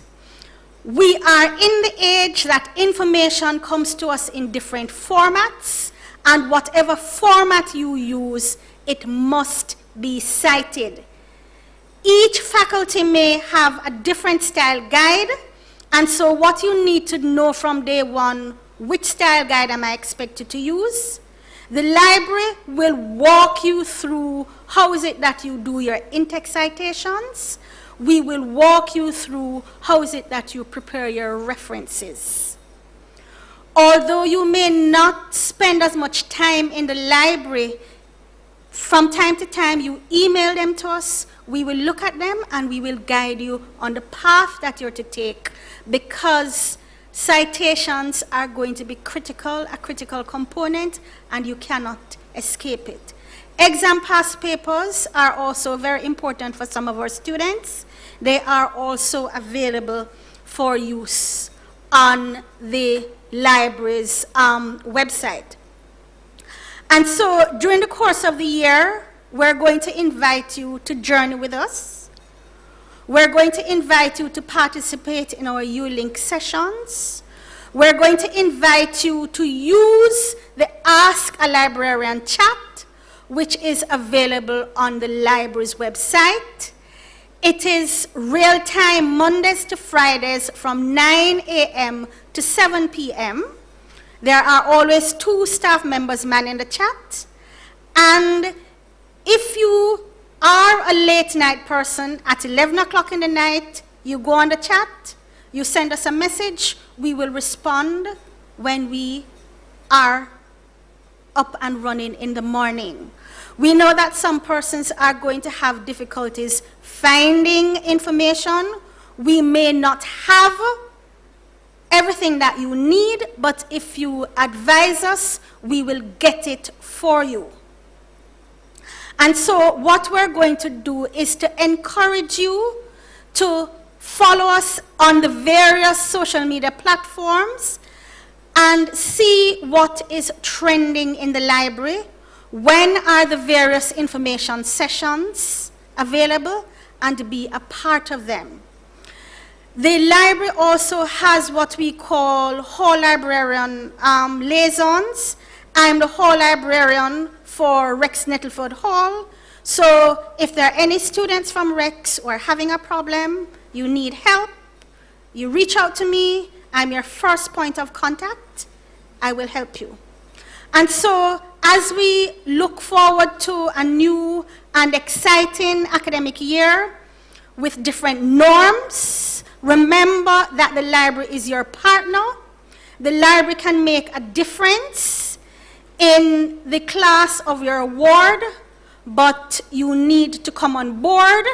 You need to allow us to work with you, and you need to use the resources which the university has provided through the library services. And so once again, I want to extend a warm welcome to you, to extend an invitation to pop into any of the 4 branches which are on the Mona campus, the main library, which services the humanities and the social sciences. There is a science and engineering branch library, a law branch library, and the medical library, which is on the hospital compound. As well, those students who are on the western end of the island, feel free to pop in at the library at the Western Campus Jamaica. And so the Mona Library looks forward to working with you in this new academic year, in this new environment, as we all work together. Thank you very much. Welcome to your UWI Mona Library. Pop in online or in person and explore the possibilities that await you. The UWI Mona Library is comprised of 5 branches. 4 are accessible from the Mona campus, while the 5th is accessible from the Western Jamaica campus. 3 of the libraries are named according to the specific programs to which they offer support. The WJC Library provides support to courses offered on that campus, while the main library's collection focuses primarily on the humanities and social sciences. Branch opening hours vary. All branches during regular operations offer extended opening hours and weekend access as well. However, opening hours are now impacted by the pandemic, and as such, students are asked to visit the library's website and social media pages for updates. The good news is that our virtual doors are always open. We provide access on time, anywhere, to our online resources via our website. To access our databases remotely, students must log in using the same username and password that is used for our VLE. Access print and online resources by using UWeLink, the library's online portal. UWeLink allows you to browse our catalog to see available resources and their formats, print or electronic. It also provides a gateway to over 40 online databases that provide reliable, current information to support your research. Our most popularly used databases are Academic Search Ultimate and ProQuest. These are multidisciplinary databases with interfaces that provide students with several useful features. The Mona Library supports our users on multiple online platforms with general information, research and citation assistance, video tutorials on a range of subject matters to help ensure your success, virtual tours, etc. We offer several options for students to access research help, including a live chat option available from our website. Students will also be able to access recorded or live social media sessions designed to assist first-year students with research through our Halls of Residence librarian program. In preparation for your exams, let the library give you a helping hand. We offer examination past papers that you can access by entering the course code into UWeLink. There are multiple ways to contact us. You can call us, email us, use our online chat, or send us a direct message. We have several resources to help you succeed, and we are looking forward to hearing from you.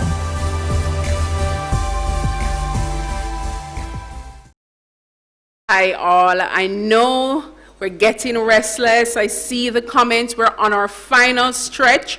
Trust me. And you know what is good about this particular virtual session? Unlike being physically in the space, you're at home, you can kick up your foot, you can everybody's stretch with me. We're on the final stretch, guys. We just have one more presentation, which is I can't even tell you how extremely important it is. And then you'll be seeing me one last time for the closing remarks and reminder. Just want to quickly remind all our spot prize winners, Shania Walters, Miracle Brown, and Shania Grant, to email your name only at fss_studentmatters@uwemona.edu.jm. So please, guys, wonderful, wonderful, big, loud, energetic hand-washing emojis and clapping emojis for Mrs. Deidre Dwyer Evans and Mr. Jean Lingo from the Department of Language, Linguistics, and Philosophy, which, by the way, was my home department as an undergrad. Please welcome.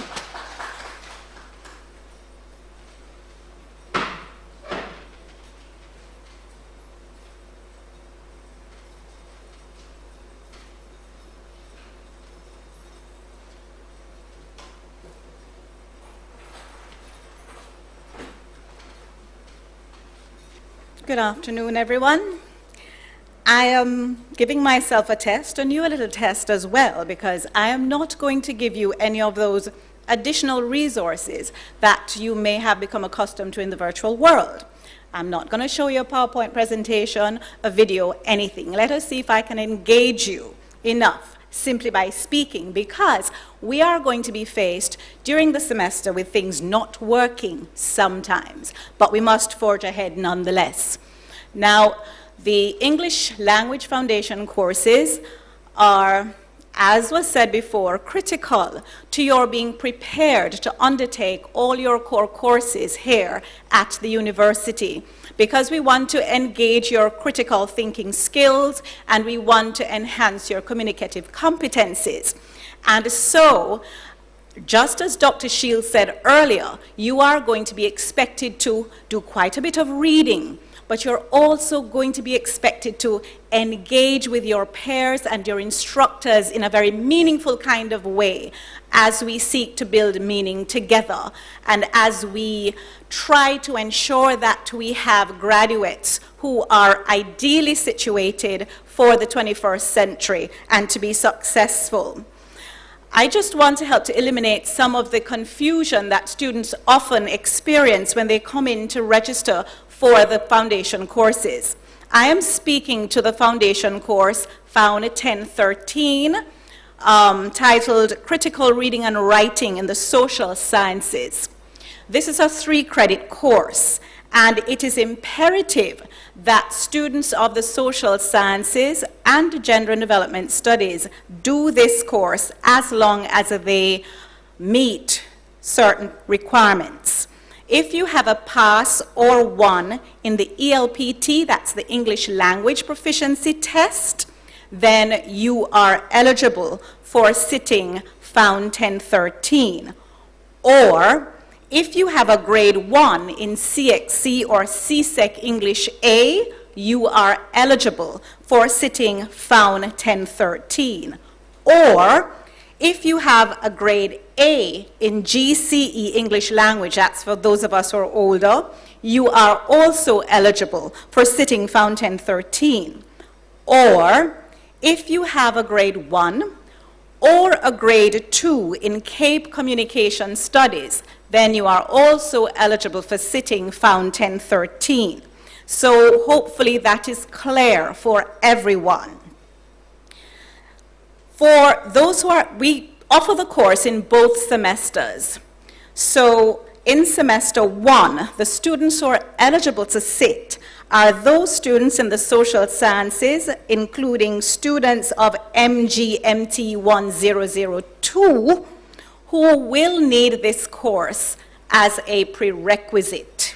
So social sciences students, including students of MGMT 1002 and gender studies students, are eligible to sit the course in semester 1.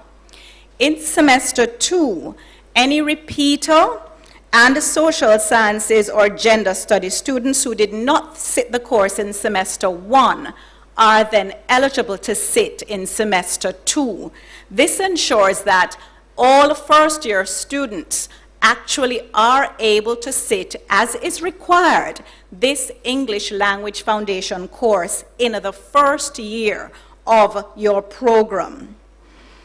Another thing I want to point out is that as you seek to register, you are only fully registered if you are registered for a lecture and a seminar. So you must be registered for a 1-hour lecture and a 2-hour seminar at SAS. If you do not have those two linked, you are not yet registered. Sometimes students attempt to register and they get a prerequisite or test score error. If you get this error, it is suggesting that you do not meet the requirements in terms of your English language proficiency. If you know that you have one of those passes or grade 1s or A's or whatever that I spoke to earlier, and you get this error, you are required to contact me. Deidre Dwyer Evans, at deidre.dwyer@uemona.edu.jm. I'm doing that very quickly because we will send this information to your faculty and it will be made available to you. But you need to contact me. Do not sit and expect it to resolve on its own, because I will not be able to reach you to say to you, I need to ensure that you have the prerequisites when the system says that you do not meet the requirements. So that is something that you need to do, because some students end up not starting the course on time as a result of that. Having said that, regarding not starting the course on time, that is a part of the challenge. Now, this is the most wonderful course in the university. Did I just say that? It is actually. There is a misconception, a misperception, that it is the hardest course and we're all going to fail. Not so. 80%, at least 80% of the students pass every semester, at least 80%, and more sometimes. We want all of you to pass. However, it has been proved that if students do not engage, if they don't commit, then they will have a problem. Dr. Shields mentioned when you have when you're coming to do work at the university, you're going to do intensive reading.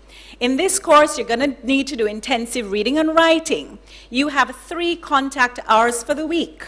It means that by Dr. Shields' calculations, you need an additional 6 hours for the week on that course in order for you to do well.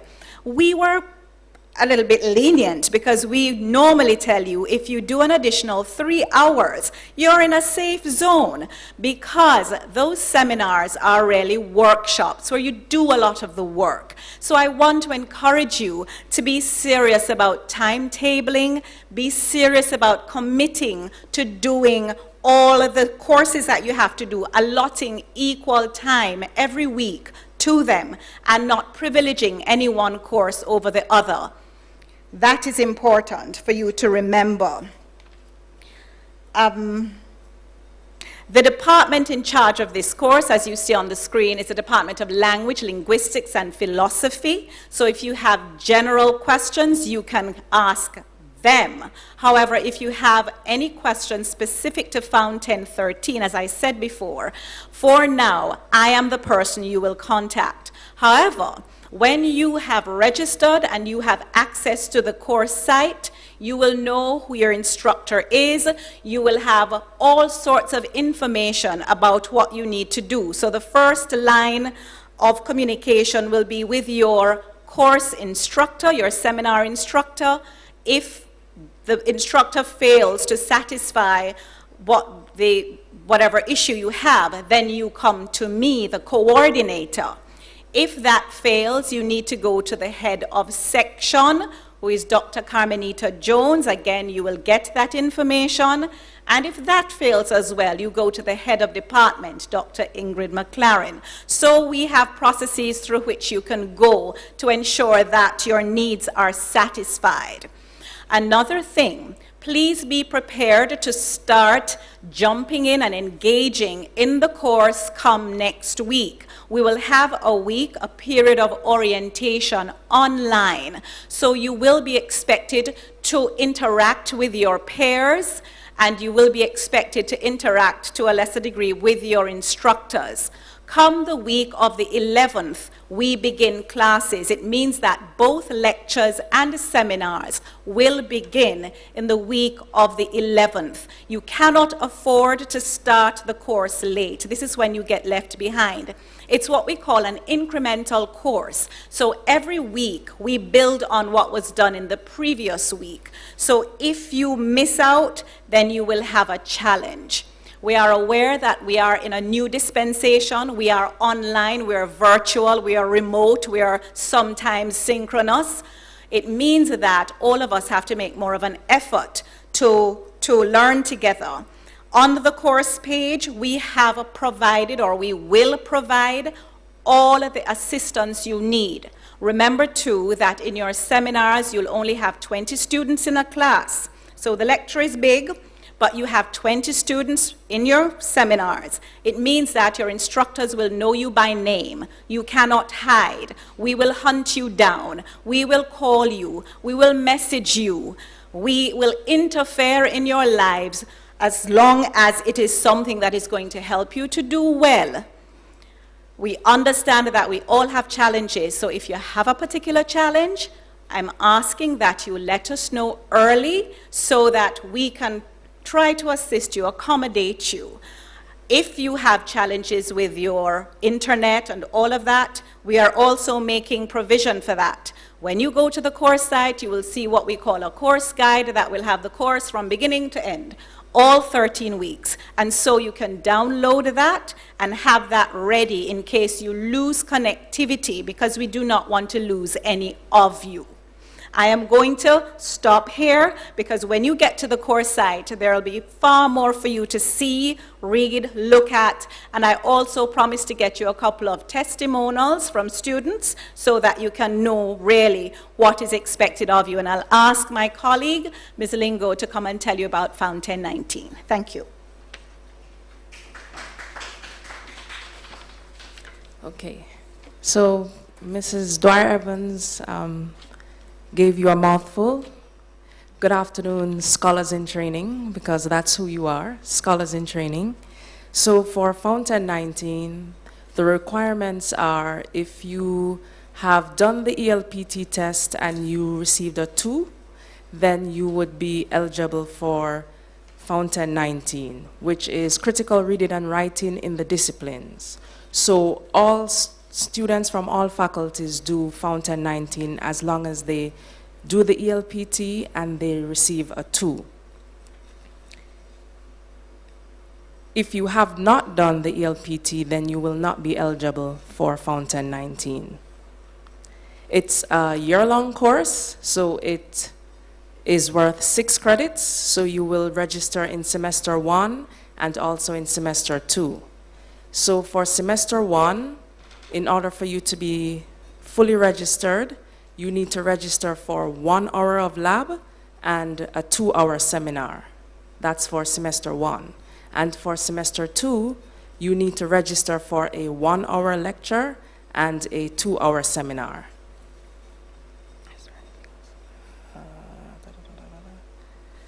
Also, if you are having problems like Mrs. Dwyer-Evans said, if you get a prerequisite test score error, then you can contact me. I'm the coordinator. My email is Dejon, D-E-J-O-N, .lingo, L-I-N-G-O, 02 at uwimona.edu.jm.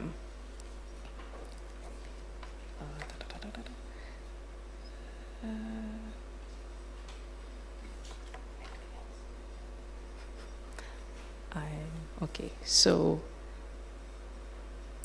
also, I think that's it for the requirements. So we look forward to engaging with you, scholars in training, starting the week of the 14th, right? And from the 7th to the 13th, there will be lots of engaging activities for you to come on OUR-VLE and get yourself acquainted before you actually meet your instructors. So we look forward to an exciting academic year ahead with you. Thank you.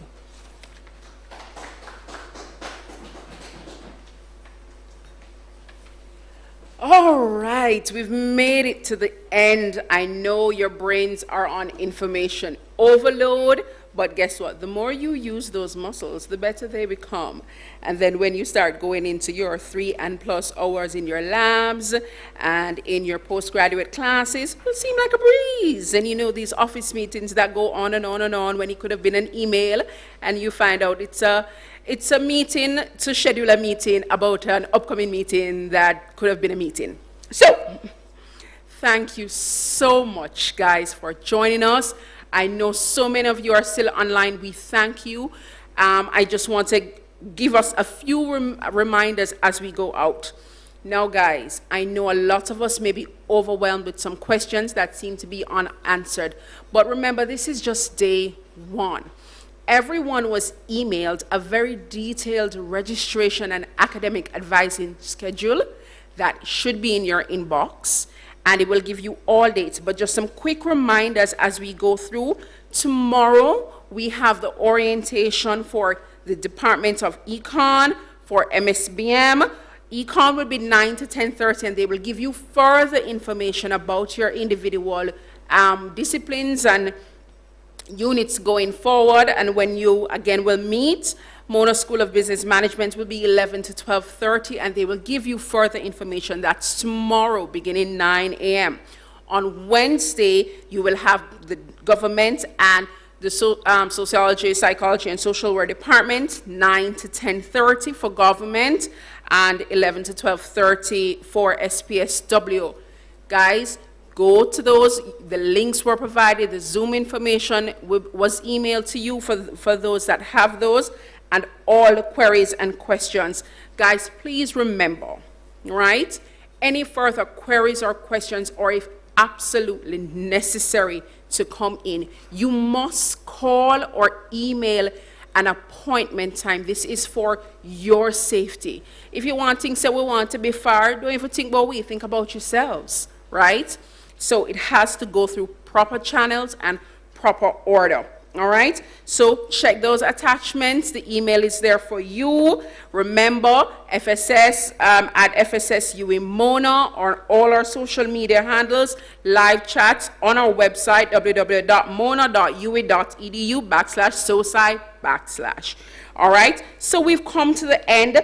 I just want to give a big up and a big thank you to all my presenters this afternoon, and to Mr. Kimani Shaw, Prof. Tennant, and Dr. Ricketts, who are still here. I want to give a big, huge thank you to my control room, the tech team who is still here. Would not be possible. And absolutely to you, our VIPs, you, the students, thank you so much. We look forward to a fruitful year. For those of you who are still inclined, we do have a special performance by Kevin Downswell. If it is your flavor and taste, it will be a 15-minute presentation that will just be streaming, and you can watch it and enjoy. We thank you so much for being here this afternoon. We will meet each other in class at some point during the career, in our academic careers. Now I want you to do like me. Take your mask, take your hand sanitizer, and we're gonna do like this. When we do road so.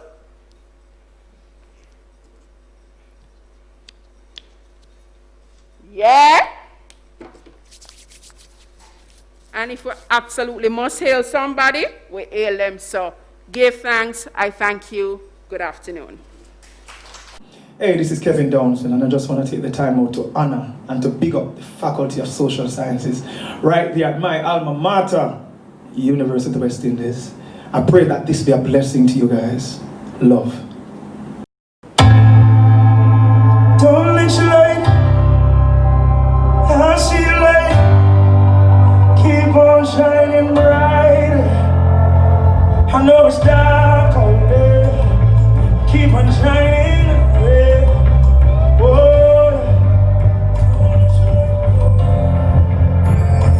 Close your eyes, it's okay. Take a step, then the other. You won't sink, you won't fail. If you fall, brother, try again. I see your light shining. Don't let your light go out. Don't let your light go out. I see your light.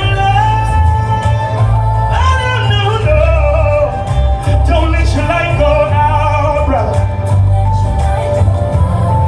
Hey, darkness can't understand why you're still breathing after all they've done. Cause greater is he that's within you than the kingdoms of this world. Oh, you're bigger, you're greater, no foe can defeat you. Lift up here, put them up. I see your light. Don't let your light go out. Don't let your light go. Hey, I see your light. Don't let your light go out. Hey, if you're a warrior, stand up. If you're a victor, hey, you're a survivor. If you're more than a conqueror, if you're a miracle, God is with you, fighting for you. Hey, I see your light. Hey, don't let your light go out. Don't let your light go out. I see your light. Yeah. Whoa. Hey, Africa, lights. Asia, lights. Europe, lights. North America, Oceania, lights. South America, lights. Wow, Jesus. The Caribbean, lights. Jamaica, ready. Tiva,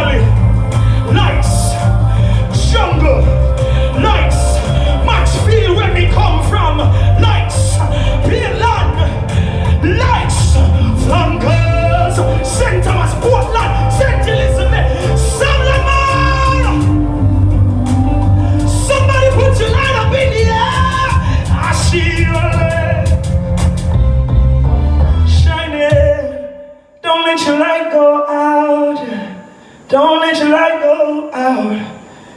I see your light. Don't let your light go out. Don't let your light go out.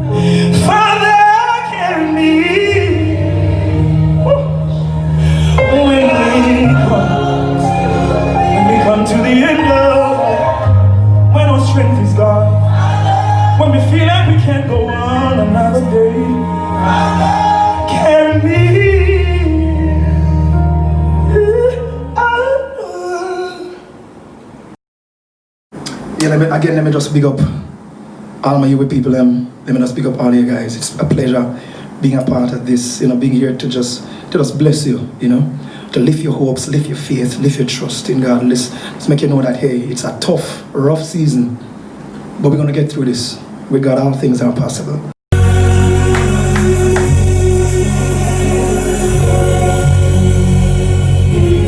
You make me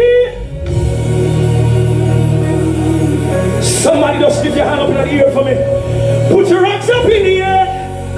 Put your hands up in the air. Put your feet up in the air. If you know you're coming out of this stronger, say stronger. We're coming out of this wiser. We're coming out of this bigger. We're coming out of this greater.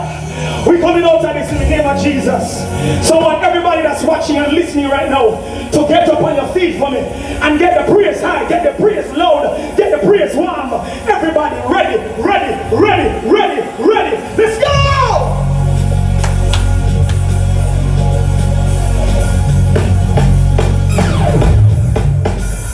Hey, hey, put your hands in the air like this.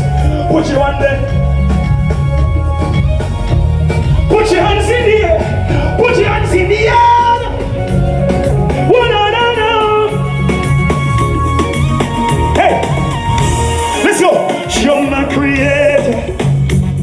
Hey, Lord, you know my times. Hey, seasons of breakthrough. My seasons of trial. So I will seek you, and you I will find. You're my strong tower. In you I will. Put your hands up, up, up, up, up. Put it up. You make me stronger. I see you. You make me. Nobody like you. Nobody like you. I lift my spirit. Whoa, Lord, I take your hand. Hey, you fix my focus. Hey, no, I know who I am. Listen, I used to run from battle. You made me strong. Hey, God strong and mighty. I am that I am. You make me. Put your hands up in the air. Put your hands up in the air. You say, you make me.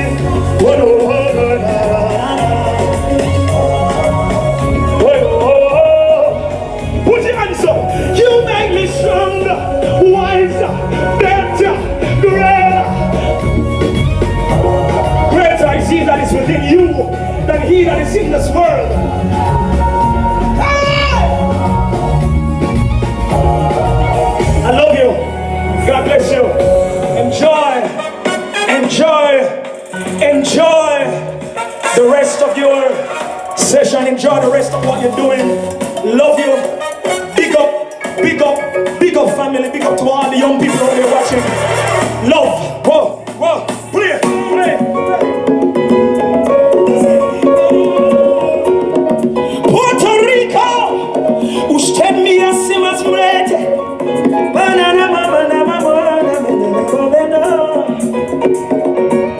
Hey, usted me hace Colombia.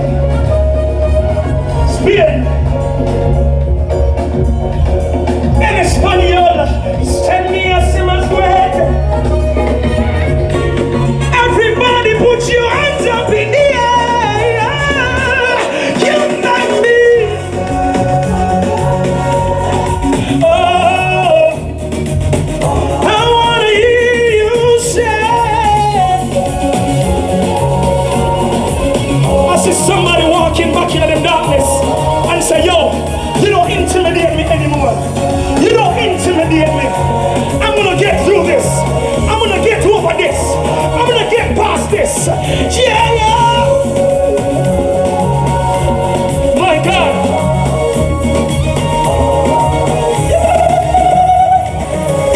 I get so much message, so many messages from Africa. Ghana, Kenya, Nigeria, Namibia, Mozambique. We're gonna do this in Swahili. I know a lot of you guys might not speak that, you might speak French, but let's go.